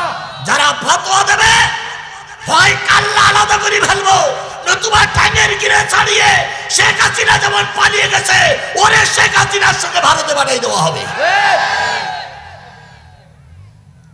তোমরা কার দালালি করি শুধু আমরা জানি না। ওনারা বলতেন মাননীয় প্রধানমন্ত্রী আপনি জান্নাতি, কি বলিনি। তারপরে বাইতুল মোকাররমের খতিব বলেছিলেন আপনি কওমি জননী। এইগুলো বলে বলে দেশটারে সর্বনাশের দ্বার প্রান্তে পৌঁছাই দিয়েছে ওরা। এক এমপি সাহেবের দাওয়াত করেছে মসজিদে সাত করার জন্য। ওই এমপি সাহেব মসজিদে আসার পরে ইমাম সাহেব পাম্পট্টি দিয়ে বলতেছে, মাননীয় এমপি সাহেব আমাদের এই প্রধানমন্ত্রীর নাম কোরআন শরীফে পাওয়া গেছে। তার মানে কিছু টাকা নেই বলে পাম্পট্টি মারতেছে। প্রধানমন্ত্রীর নাম কোন জায়গায় পাওয়া গেছে? কোরআনে পাওয়া গেছে। এমপি সাহেব বলতে হুজুর এ তো এই বাবার জন্ম কোনোদিন শুনিনি, আপনি টাকা নেবেন নেন, কিন্তু এমপি এই প্রধানমন্ত্রীর নাম কোরআন শরীফ পাওয়া গেছে, এ আপনি কি বলতেছেন? কছে না স্যার আমি দেখাই দেব। এমপি সাহেব তখন বলতে যদি আপনি দেখাই দিতে পারেন, প্রমাণে সঠিক করে দিতে পারেন, আমি কথা দিলাম আপনার মসজিদ করতে যত টাকা লাগে সব আমি দেব। তখন ইমাম সাহেব বলতেছে স্যার তাহলে এই কোরআন শরীফের আয়াতটা শোনেন। তো বলতেছে কি, রাব্বানা আতিনা ফিদ দুনিয়া হাসিনা।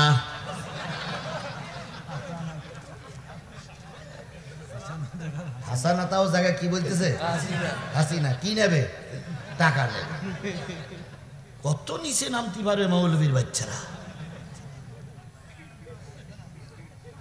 তো এমপি সাহেব চিন্তা করতেছে আল্লাহ এ মৌলবী না অন্য কিছু, এ তো আমার সাথে আর এক ধাক জালেমের বাচ্চা জালেম।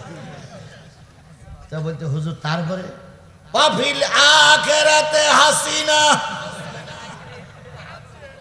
এমপি সাহেব তখন বলতে হুজুর আর পড়তে হবে না, আপনি যা করেছেন আপনার ইমানও তো গেছে, আর আমারও ঠেকাইয়েন না, আপনার মসজিদ করতে যা টাকা লাগে আমি দেবো, আপনি আর দয়া করে আয়াত বিকৃতি করেন না। এ জাতীয় মৌলবী আমাদের দেশে ছিল কিনা? জোরে বলেন ছিল কিনা? বিশ্বাস করো কালিয়াগঞ্জের মানুষেরা যদি এই জাতীয় মৌলবীরা না থাকতো ওদের কোনো সাহস হইতো না আল্লামা সাঈদীকে ওরা মেরে দেবার, ওদের কোনো সাহস হতো না হেফাজতের আলেমদেরকে গুলি করে মারার।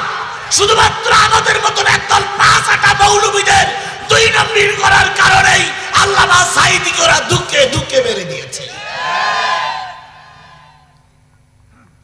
তারা এখনো আছে না নাই? আমরা তাদেরকে দেখে রাখতেছি। আজকের এই কালিয়াগঞ্জের মানুষেরা আমার দিন তারিখ দিয়ে লিখে রাখো, আল্লামা সাঈদীর মৃত্যুর জন্য যারা দায়ী একটারও ক্ষমা করা হবে না, একটারও ক্ষমা করব না। কারণ হাজারো আজারি আসতে পারে, হাজারো লক্ষ আমির হামজা জন্ম নিতে পারে, কিন্তু বাংলার জমিনে আর সাঈদীর মতন কোন লোক জন্মাবে বলে আমার মনে হয় না। সাঈদী সাঈদী, কোন বিকল্প আছে? আজহারির 15 লক্ষ লোক হয়েছে, আল্লাহর কসম যদি আজহারির 15 লক্ষ লোক হয়ে থাকে, আল্লামা সাঈদী যদি বেঁচে থাকতেন আর জেলখানার থেকে বাহির হতেন, বাংলাদেশের কোনো মাঠ, নদী, ঘাট, পুকুর, কারভাট, কোনো মাঠ, ঘাট, বিল জায়গা ছিল না, আল্লামা সাঈদীর উপস্থিতি হলে লোক জায়গা দেওয়া যায়। যে জিনিসটা বুঝাতে চাচ্ছিলাম সেটা হলো রাসূলের প্রতি মহব্বত থাকা লাগবে। শুধু মৌলবীরাই মৌলবীদের বিরোধিতা যদি না করে, আগামী দেশ হবে কিসের দেশ? কোরআনের দেশ। এবার বলুন তো, হুদের যুদ্ধে কয়জন লোক নিয়ে একজন মৌলবী কেটে পড়লেন? 300। আল্লাহর নবী স্বাভাবিক একটু মন খারাপ করলেন। নবীজি মদিনার মসজিদে আসলেন।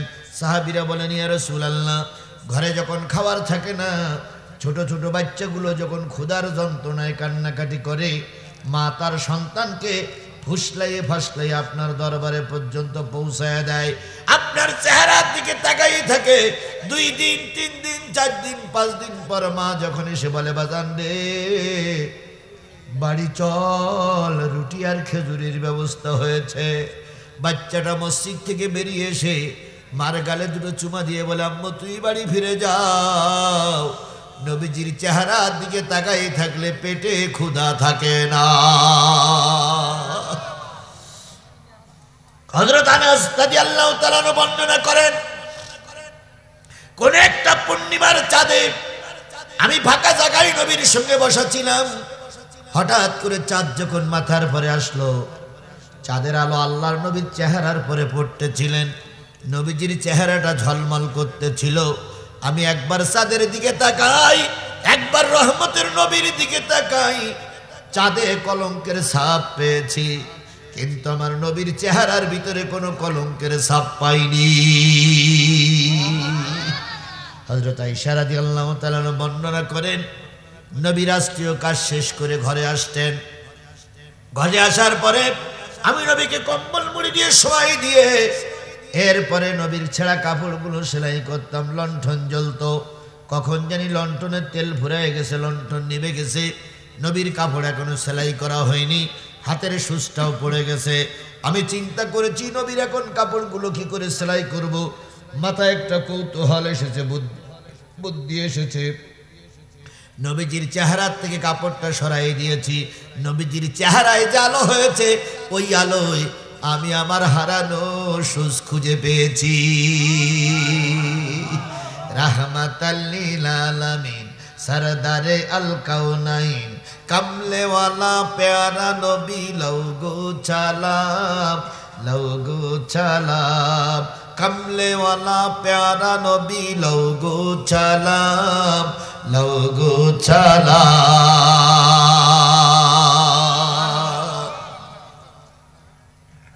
3 জন লোক উঠেছে, আমার সঙ্গে রাগ করল কেন?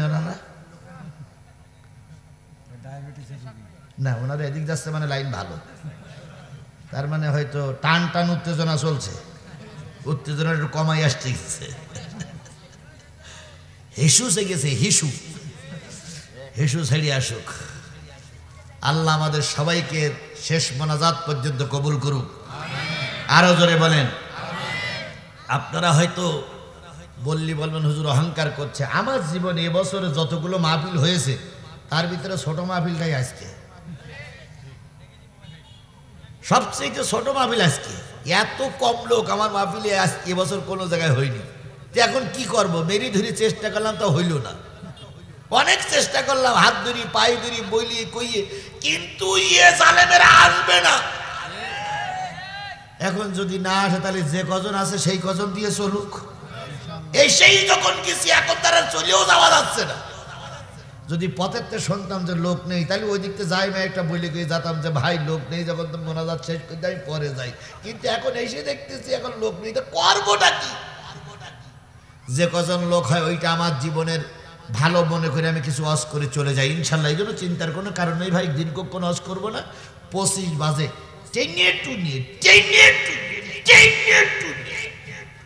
12টা পর্যন্ত যাওয়া যায় কিনা চেষ্টা করতেছি। তাহলে এইটুক সময় বসা যাবে না ভাই? বসা যাবে না? এইটুক সময় বসা যাবে না? আর যদি মনে করেন হুজুর আজকে অশ্বনে মন ভরিনি, তাহলে বাড়ি যেয়ে একটু সবার আগে ওই ক্যাসেটগুলো শুনবেন, আপনার মন ভরে যাবে। আপনাদের মাওলানা সাহেব আমার সঙ্গে বলতেছিলেন যে হুজুর আপনার ওয়াজ না শুনে আমি ঘুম পড়ি না। এরকম অনেক লোক আছে, নারী পুরুষ সবাই জিহাদির ওয়াজ, আমির হামজার ওয়াজ, আল্লামা সাইদির ওয়াজ না শুনে ঘুমায় না। আপনাদের যদি আজকের ওয়াজের ভিতরে কোনো রকম ক্ষোভ না মেটে, তাহলে দয়া করে ক্যাসেটগুলো শুনবেন, আল্লাহ বরকত দিক। আমার ভাইয়েরা, নবী সাল্লাল্লাহু আলাইহি সাল্লাম মনটা একটু খারাপ, মদিনার মসজিদে এসে বসে বললেন, হযরত ওমর বলেন, ইয়া রাসূলুল্লাহ আপনার চেহারার মলিনতা আমরা সহ্য করতে পারি না, কি হয়েছে বলুন। নবীজি বললেন, ওমর রে শুনিনি 300 লোক নিয়ে এক মৌলবী কেটে পড়েছে। কয়শো? হযরত ওমর বলেন, ইয়া রাসূলুল্লাহ অনুমতি দেন, অনুমতি দেন, কালকের সকালবেলার সূর্য ওঠার আগেই আমি ওই মৌলবীর কাল্লা আলাদা করে আপনার কাছে নিয়ে আসবো। নবীজি বললেন, না না না, এখন যদি রক্তপাত ঘটাই কাফেরেরা বলবে মৌলবীরা মারামারি করেছে। তাবলিগ জামাত মারামারি হচ্ছে না, মারামারি হচ্ছে আমাদের অস্তিত্বের সাথে। ভারত বুঝাচ্ছে, আমেরিকারে বুঝাচ্ছে যে দেখো হুজুররা মারামারি। আর আমেরিকা বলতেছে ওই দেশে জঙ্গির উত্থান হয়েছে, যার কারণে শেখ হাসিনার সময় যারা হয়নি, এখন হুজুররা মারামারি করতেছে। ও তাবলিগ ভাইয়েরা, তোমরা মারামারি করুনি, আমাদের অস্তিত্বের উপরে তোমরা আঘাত করেছ। বলুন তো আমেরিকা কি বোঝে যে কেডা জামাত ইসলাম আর কেডা তাবলিগ? আমেরিকা বোঝে কেডা টুপিওয়ালা আর কেডা দাড়ি কাটা, তাই বোঝে না? এখন টুপিওয়ালারা মারামারি করলে ওরা কোরআনের দোষ দেবে, ওরা ইসলামের দোষ দেবে, ওরা জামাত ইসলামের দোষ দেবে, ওরা মৌলবাদীদের দোষ দেবে, জঙ্গি ট্যাগ লাগাবে। যা লাগাছে ওই কি বলে আর বাংলার রিপাবলিক বাংলার সাংবাদিক ময়ূক রঞ্জন দাস, ও শুধু লাপাচ্ছে আর বলতেছে বান্দর নাচতেছে আর বলতেছে বাংলাদেশ মৌলবাদীদের দখলে চলে গেছে। এদিকে একবার দৌড়, মানে মনে হয় যেন ব্যাং লাপাচ্ছে। তাহলে এই বাদাম বিকৃত করাই, এই মলম বেচায় এই লোকটা আমাদের দেশের বিরুদ্ধে কথা বলছে। সেই সময় যদি এক মৌলবী আর এক মৌলবীর মারে, তাহলে আরো দেশটা ধ্বংসের দিকে চলে যাবে।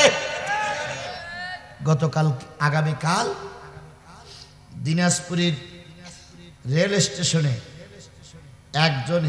একজন খ্রিস্টান আর একজনের মুসলমানের দাড়ি ধরে টানতেছে আর ভুকসিন মারতেছে। এখন আপনি যেই দেখতেছেন একজন খ্রিস্টান মারতেছে কারে? মুসলমানের। আপনি মুসলমানের পিছনে যেই বলবেন নাকি যে ভাই তুমি তাবলিগের না জমায়েতের, তুমি চরমনাইয়ের না হেফাজতের, তুমি কি কওমি না আলিয়া, এই কথা বলবেন আপনি? এই কথা বলবেন? একজন খ্রিস্টান একজন মুসলমানকে মারতেছে, আপনার উচিত কি? খ্রিস্টানের হাত থেকে মুসলমানকে কি করে আনা? হেফাজত করা।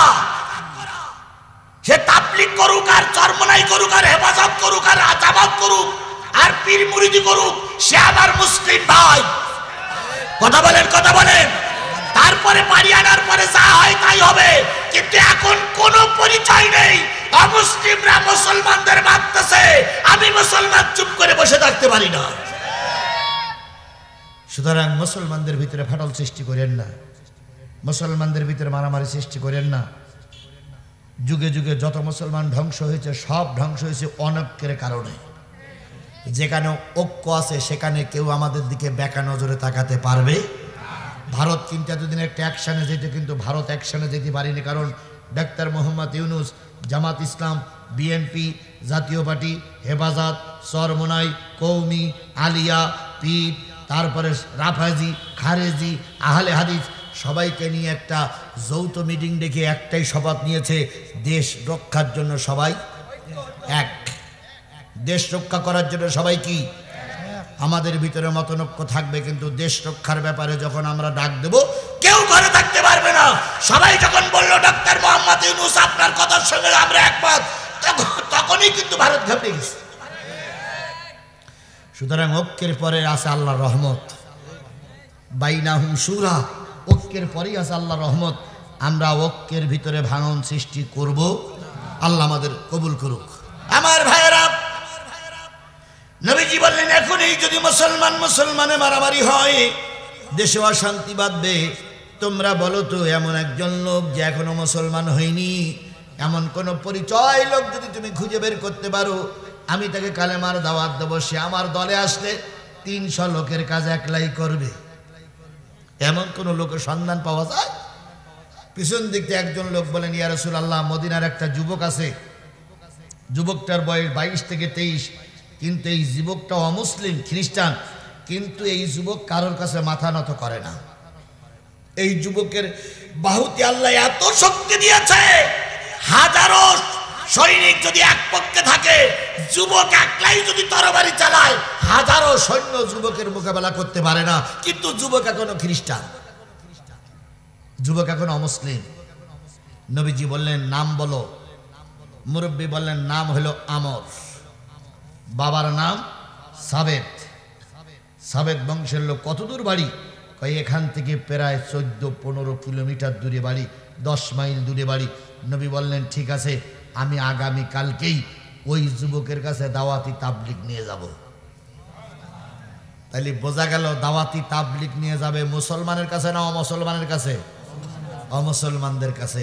আমাদের দাওয়াতে তাবলিগ চলে সব কাদের কাছে? মুসলমানদের কাছে চলে। এটা আবার উড়ে দিয়েন না, আমাদের মুসলমানের আসলে সেই মুসলমান এখনো হতে পারেনি। আল্লাহ আমাদের মুসলমান হওয়ার তৌফিক দান করুন। আল্লাহ নবী পরের দিন সকালবেলা ফজরের নামাজ আনতে ওই বিশ্ববরণ্য, ওই বিশ্ব নাম করা যুবকের বাড়ির দিকে রওনা হলেন। যুবক এখনো কি গ্রহণ করেনি? ইসলাম গ্রহণ করেনি। যুবক কোন ধর্মের লোক? খ্রিস্টান অথবা ইহুদি ধর্মের লোক। আল্লাহর নবী খুঁজতে খুঁজতে পায়ে হেঁটে 12-14 কিলোমিটার দূরে যেয়ে ওই যুবকের বাড়ির সন্ধান পেল। যেয়ে দেখে একজন বুড়ি মানুষ নিজ কাজ নিয়ে চুপচাপ বসে আছে। আল্লাহ নবী পিছন দিক থেকে সালাম দিয়ে বলেন, আসসালামু আলাইকুম ইয়া হালাল বাইত, আসসালামু আলাইকুম ইয়া হালাল বাইত, আসসালামু আলাইকুম ইয়া হালাল বাইত। বুড়ি পশ্চিম দিক ফিরে বলতেছে, কে কে? বাড়ি কোথায়? কি জন্য এসেছো? আমার ছেলে এখন ভাড়া খাটতে যাবে না। মানে গুন্ডার যা ভাব, আমার ছেলে গুন্ডামি করতে যাবে না। সারা রাত ভাড়া খেটে এসেছে, টাকা পয়সা আমার কাছে দিয়ে ঘুম পড়েছে, ডাকাও নিষেধ। আল্লাহ নবী বলেন, বুড়িমা, আমি আপনার ছেলেকে ভাড়া করতে আসিনি, আপনার ছেলের সে কথা বলতে এসেছি। বুড়ি বলতেছে, বললাম তো কথা বলা যাবে না। নবী বলতেছে, তাইছে কথা বলে না যাক, আপনি একটু আমার দিক তাকান, তাকাইও কোনো লাভ হবে না। আমার ছেলে মোটে ভাড়া খাটতে যাবে না।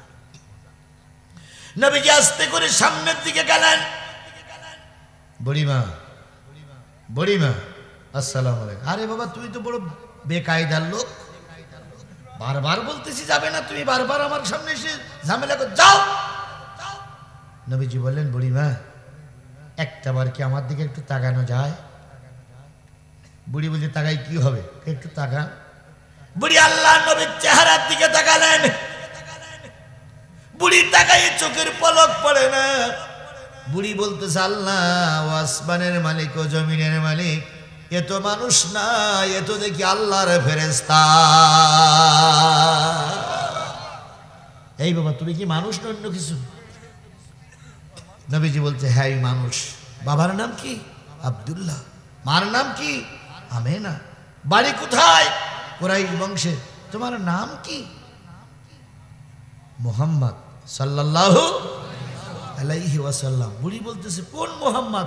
মোহাম্মদ তো আমার দেশে অনেক আছে, তুমি কোন মোহাম্মদ? মক্কা থেকে হিজরত করিয়া এক মোহাম্মদ মদিনায় এসেছে, তার কারণে যুদ্ধ একটা হয়েছে, আর একটা হব সংবাদ শুনতেছি, তুমি কি সেই মোহাম্মদ? আল্লাহ নবী বললেন বুড়িমা, আমি মানুষের ক্ষতি করার জন্য আসিনি, এসেছি এদেশে ইসলাম প্রচার করার জন্য, আমি সে আব্দুল্লাহর বেটা মোহাম্মদ। বুড়ি তখন দাঁড়িয়ে বললেন বাবা, তোমার চেহারায় বলে দেয় তুমি মানুষ খুন করতে পারো না, তোমার চেহারায় বলে দিচ্ছে তুমি মানুষের সঙ্গে শত্রুতা করতে আসনি, তোমার চেহারায় বলে দেয় তুমি একটা ভালো মানুষ, তোমার চেহারায় বলে দেয় তুমি একটা নিষ্পাপ মানুষ বাবা। কিন্তু আমার এই হিংস্র সন্তানের কাছে কেন এসেছো? কয় কালেমার দাওয়াত দিতে। কয় বাজান রে ফিরে যাও, এ কোনো সম্মানিত লোকের মান সম্মান রাখে না, এ বড় হিংস্র টাইপের লোক, তুমি ফিরে যাও, খবরদার খবরদার আর কোনোদিন এসো না, কারণ এ সম্মানিত লোকের সম্মান রাখে। এরকম লোক আমাদের সমাজে ছিল কি ছিল না? আরো জোরে বলেন, ছিল কি ছিল না? ছাগলের 3 নম্বর বাচ্চাগুলো কলার নাড়া দিতে আর বলতো আমার চেনো চেনো চেনো। ছাগলের 3 নম্বর বাচ্চা বোঝেন আপনারা? ছাগলের সাধারণত বাচ্চা হয় কয়টা? 2টা। ছাগলের বাটও হয় কয়টা? এই যে দুধ খাওয়া বাট, কয়টা হয়? 2টা। বাচ্চাও হয় 2টা। যদি ঘটনাক্রমে কোনো ছাগলের 3টা বাচ্চা হয়, আর মা ছাগল যখন জঙ্গল থেকে ঘাস খেয়ে বাড়ি আসে, তখন 2 ছাগলের বাচ্চা যেয়ে 2 বাট ধরে, আর যদি 3 নম্বর কোনো বাচ্চা থাকে সে শুধু দিয়ে কোনো বাট পায় না, এ বাটে ঢুস মারে, ও বাটে ঢুস মারে, শুধু ঢুস মারে আর লাফালাফি করে, ও কোনো বাট ধরতে পারে না। আমাদের সমাজে কিছু ছাগলের 3 নম্বর বাচ্চা ছিল, ওরা না আওয়ামী লীগ, না বিএনপি, না জাতীয় পার্টি, না জামাত ইসলাম, যে দল যখন ক্ষমতায় যায় সেই দলের নেতা কর্মী হয়ে ক্ষমতার জোর দেখায়, এরা হলো সব ছাগলের 3 নম্বর বাচ্চা। এই ছাগলের 3 নম্বর বাচ্চাদের কারণে বহু লোকের নামে মিথ্যা মামলা হয়েছে, কথা বলেন ঠিক না বেঠিক? এই ছাগলের 3 নম্বর বাচ্চাদের কারণে বহু আসবাবিলে আলেমদের অপমান করা হয়েছে। সে ছাগলের 3 নম্বর বাচ্চাগুলো কই গেল? এই ছাগলের 3 নম্বর বাচ্চা আয় বাইরে পালাইছে না? পালাইছে রে পালাইছে, শেখ হাসিনা পালাইছে। আর সেই সঙ্গে ছাগলের 3 নম্বর বাচ্চারাও কি করেছে? পালাই গেছে। সুতরাং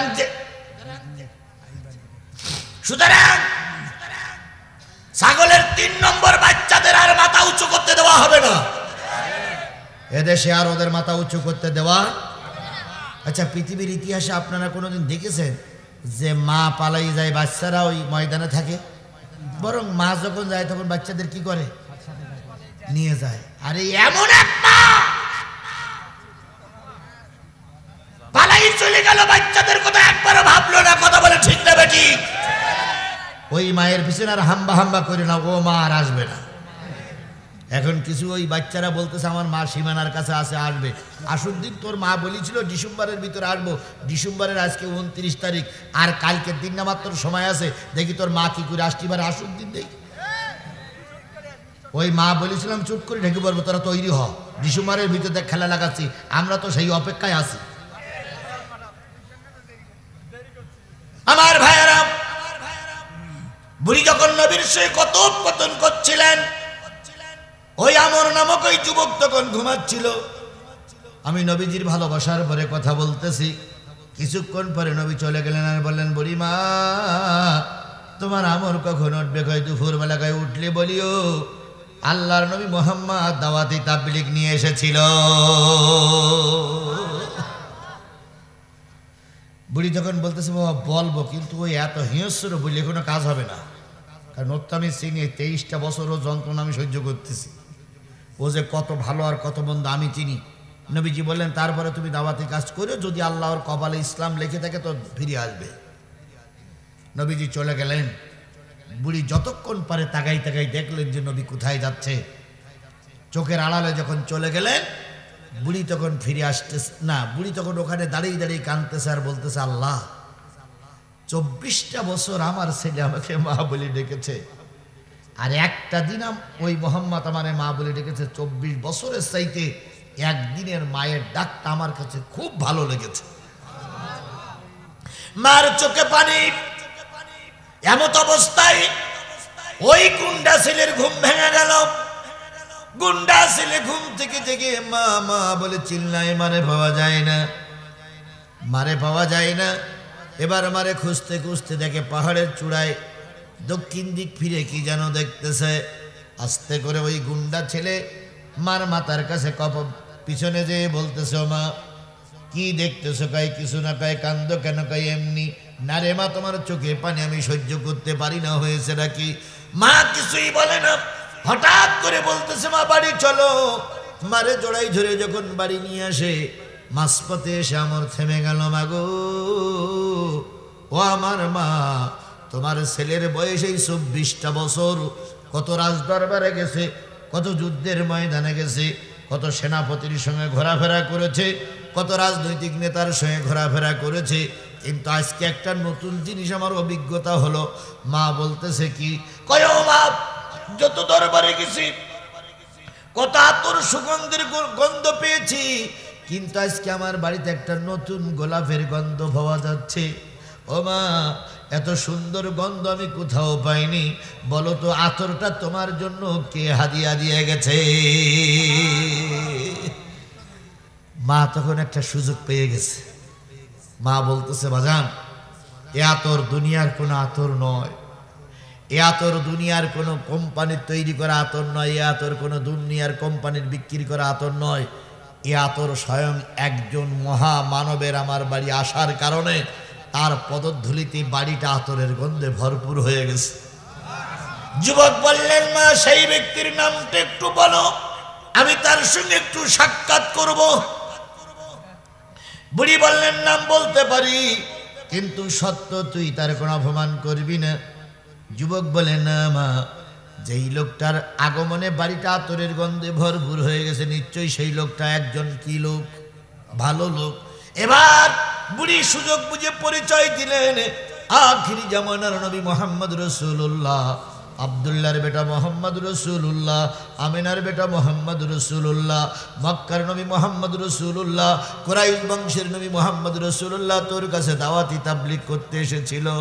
তুই দাওয়াতি তাবলিগটা মেনে নে বাবা, মোহাম্মদের সঙ্গে শত্রুতায় যাস না। এবার আমর বলতেছে, ও মা, আর একবারও তোমার মুখ দিয়ে এই কথা আমি শুনতে চাই না।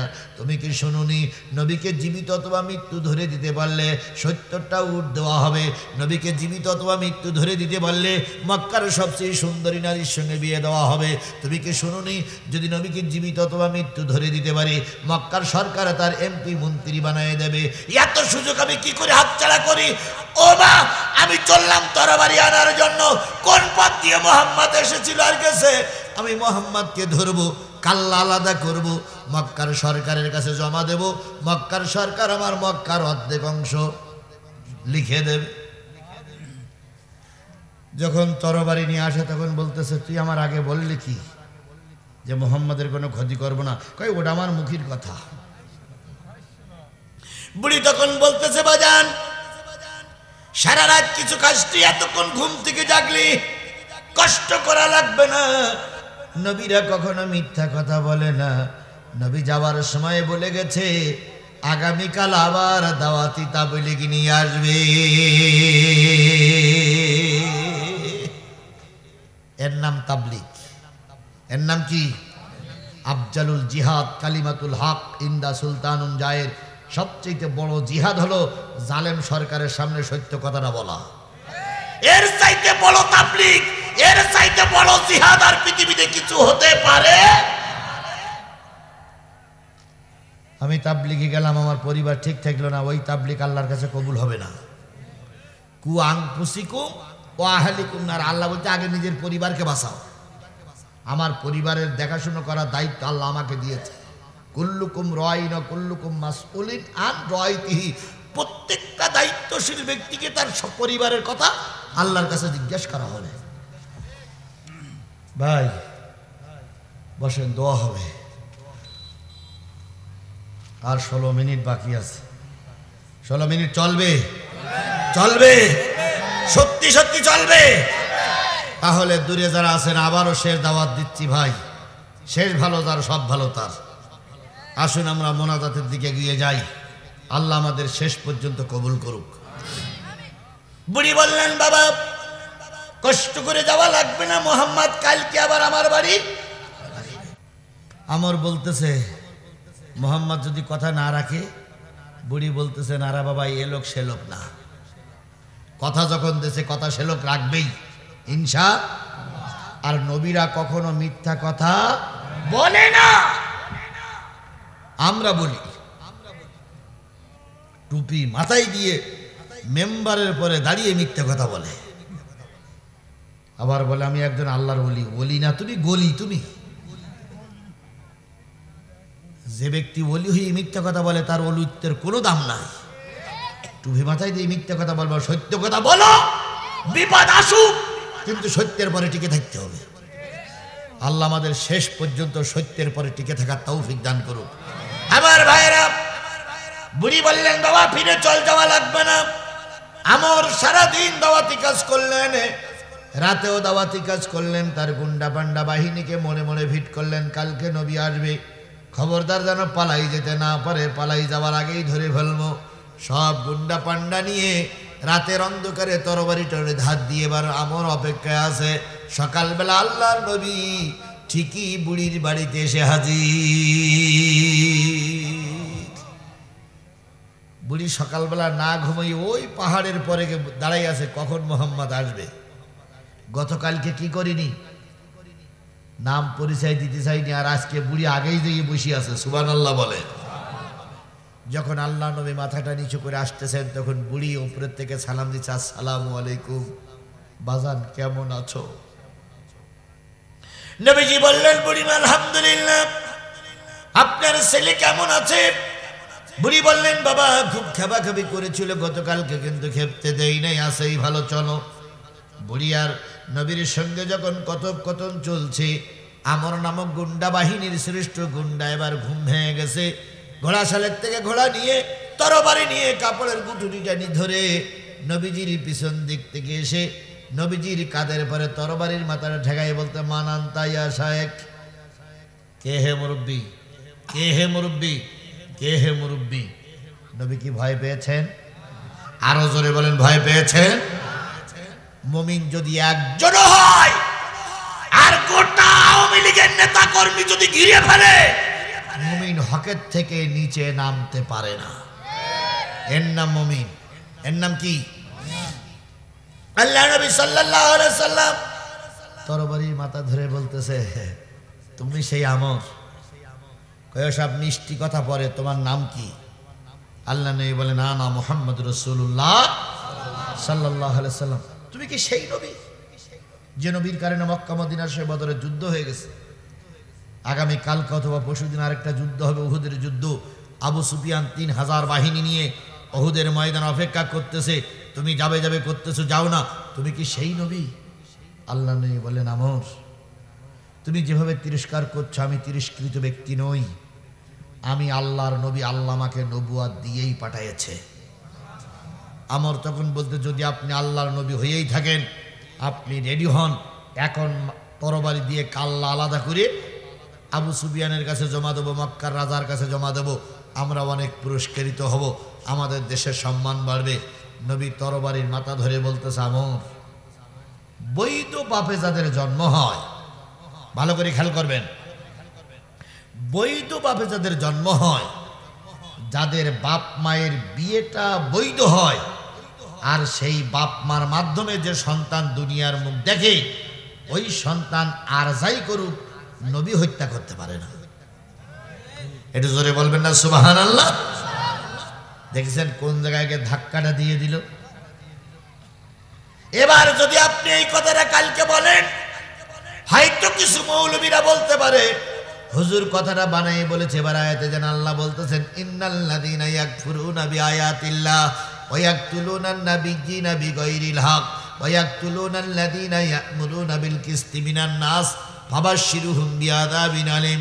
নিশ্চয়ই যারা কোরআনের কোন একটা আয়াত অস্বীকার করে, নিশ্চয়ই যারা নবীদের হত্যা করে, নিশ্চয়ই যারা আল্লাহর কোরআনের দাওয়াত দেয়, নবীদের পক্ষে দাওয়াতি কাজ করে এই সমস্ত আলেমদেরকে মিথ্যা মামলায় জড়িয়ে যারা বছরের পরে বছরে জেলে রাখে, যারা মিথ্যা মামলায় ওদের ফাঁসি দেয়, এই লোকগুলো সব অবৈধ মায়ের সন্তান।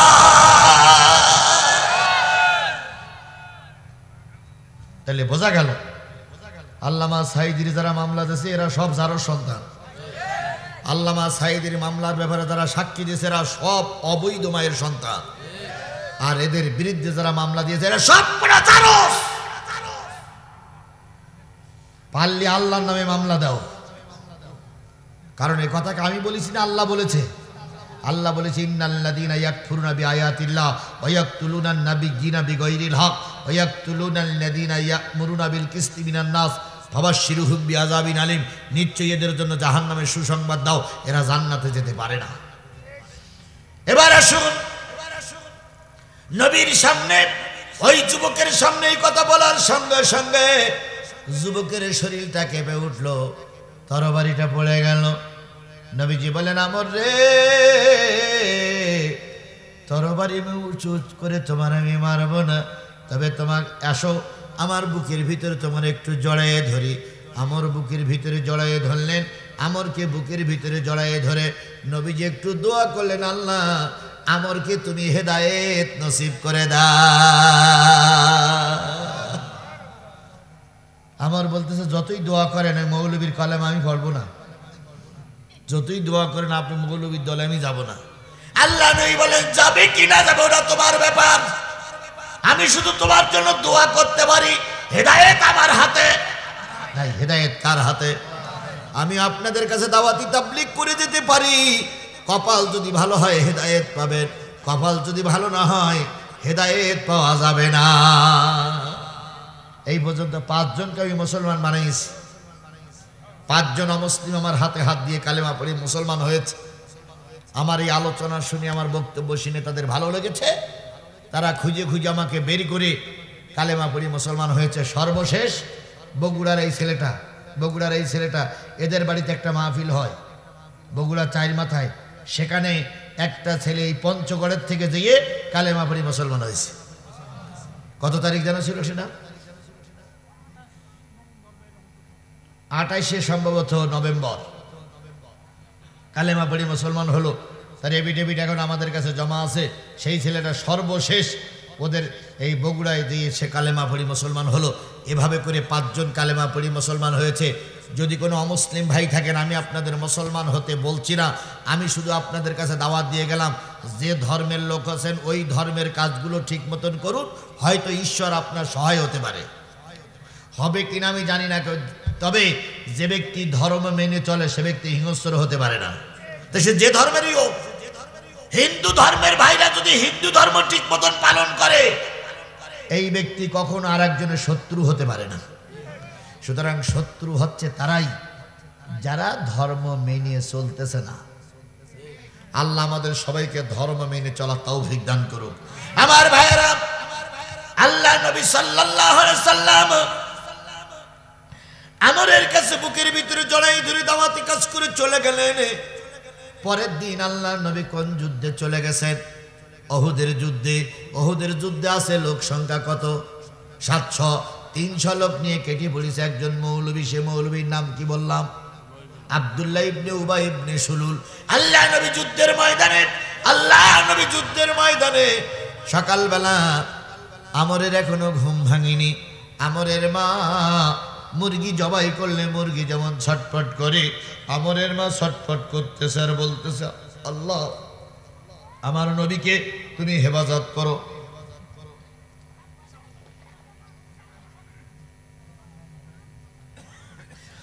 আমরের ঘুম ভেঙে গেল।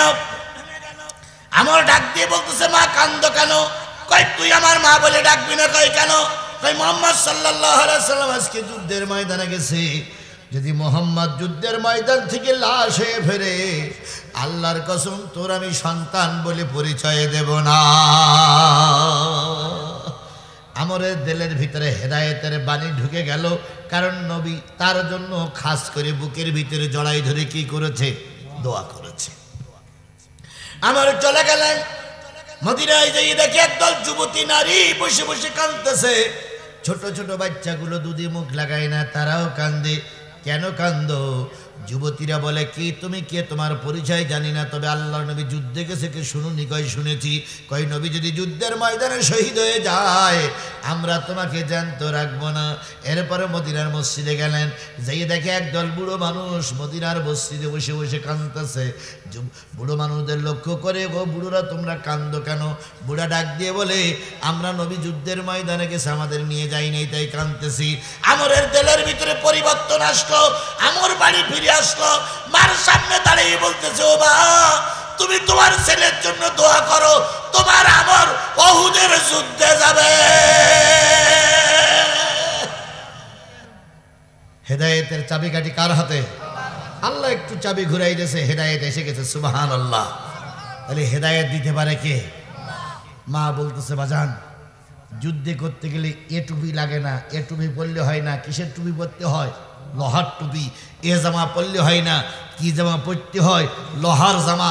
সুতরাং তাবলিগ চরমনাই হেফাজত বলি, সবসময় এই টুপি পরলে হবে না, মাঝে মাঝে লোহার টুপি পরিয়ে ময়দানে নামা লাগবে।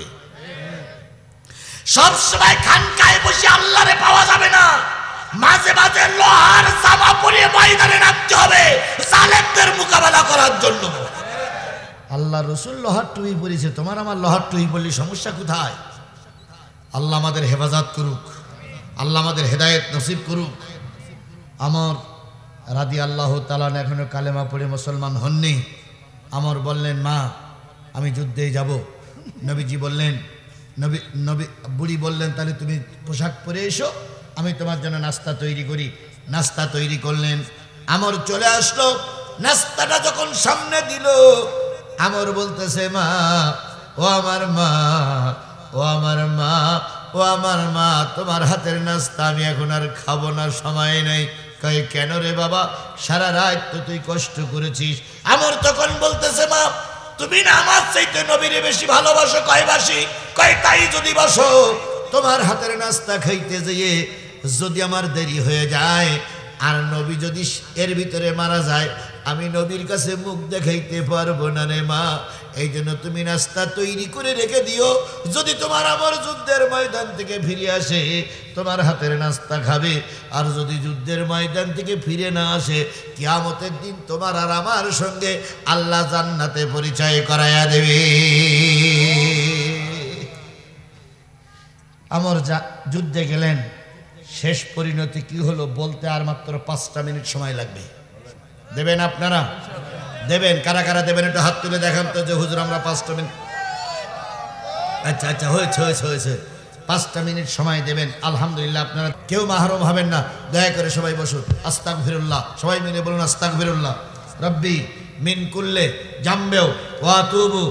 মুসলমান হয়েছে, কোথায় যাবে? যুদ্ধের ময়দানে যাবে। কোন যুদ্ধ? কোন যুদ্ধ? আরো জোরে বলেন, কোন যুদ্ধ? উহুদের যুদ্ধে যাবে। আল্লাহ নবী সাল্লাল্লাহু আলাইহি সাল্লাম, আল্লাহ নবী সাল্লাল্লাহু আলাইহি সাল্লাম যুদ্ধের ময়দানে আগেই চলে গেছে। মায়ের কাছ থেকে বিদায় নিয়ে আমর, মায়ের কাছ থেকে বিদায় নিয়ে আমর যুদ্ধের ময়দানে যেয়ে দেখে আল্লাহর নবী আগেই যুদ্ধের ময়দানে পৌঁছায় গেছে। কাফেরদের সঙ্গে যুদ্ধ হচ্ছে। কোন যুদ্ধ? উহুদের যুদ্ধে। উহুদের যুদ্ধে মুসলমানরা তখন আছে কয়শো? 700। কাফেররা আছে 3000। তুমুল বেগে যুদ্ধ চলছে।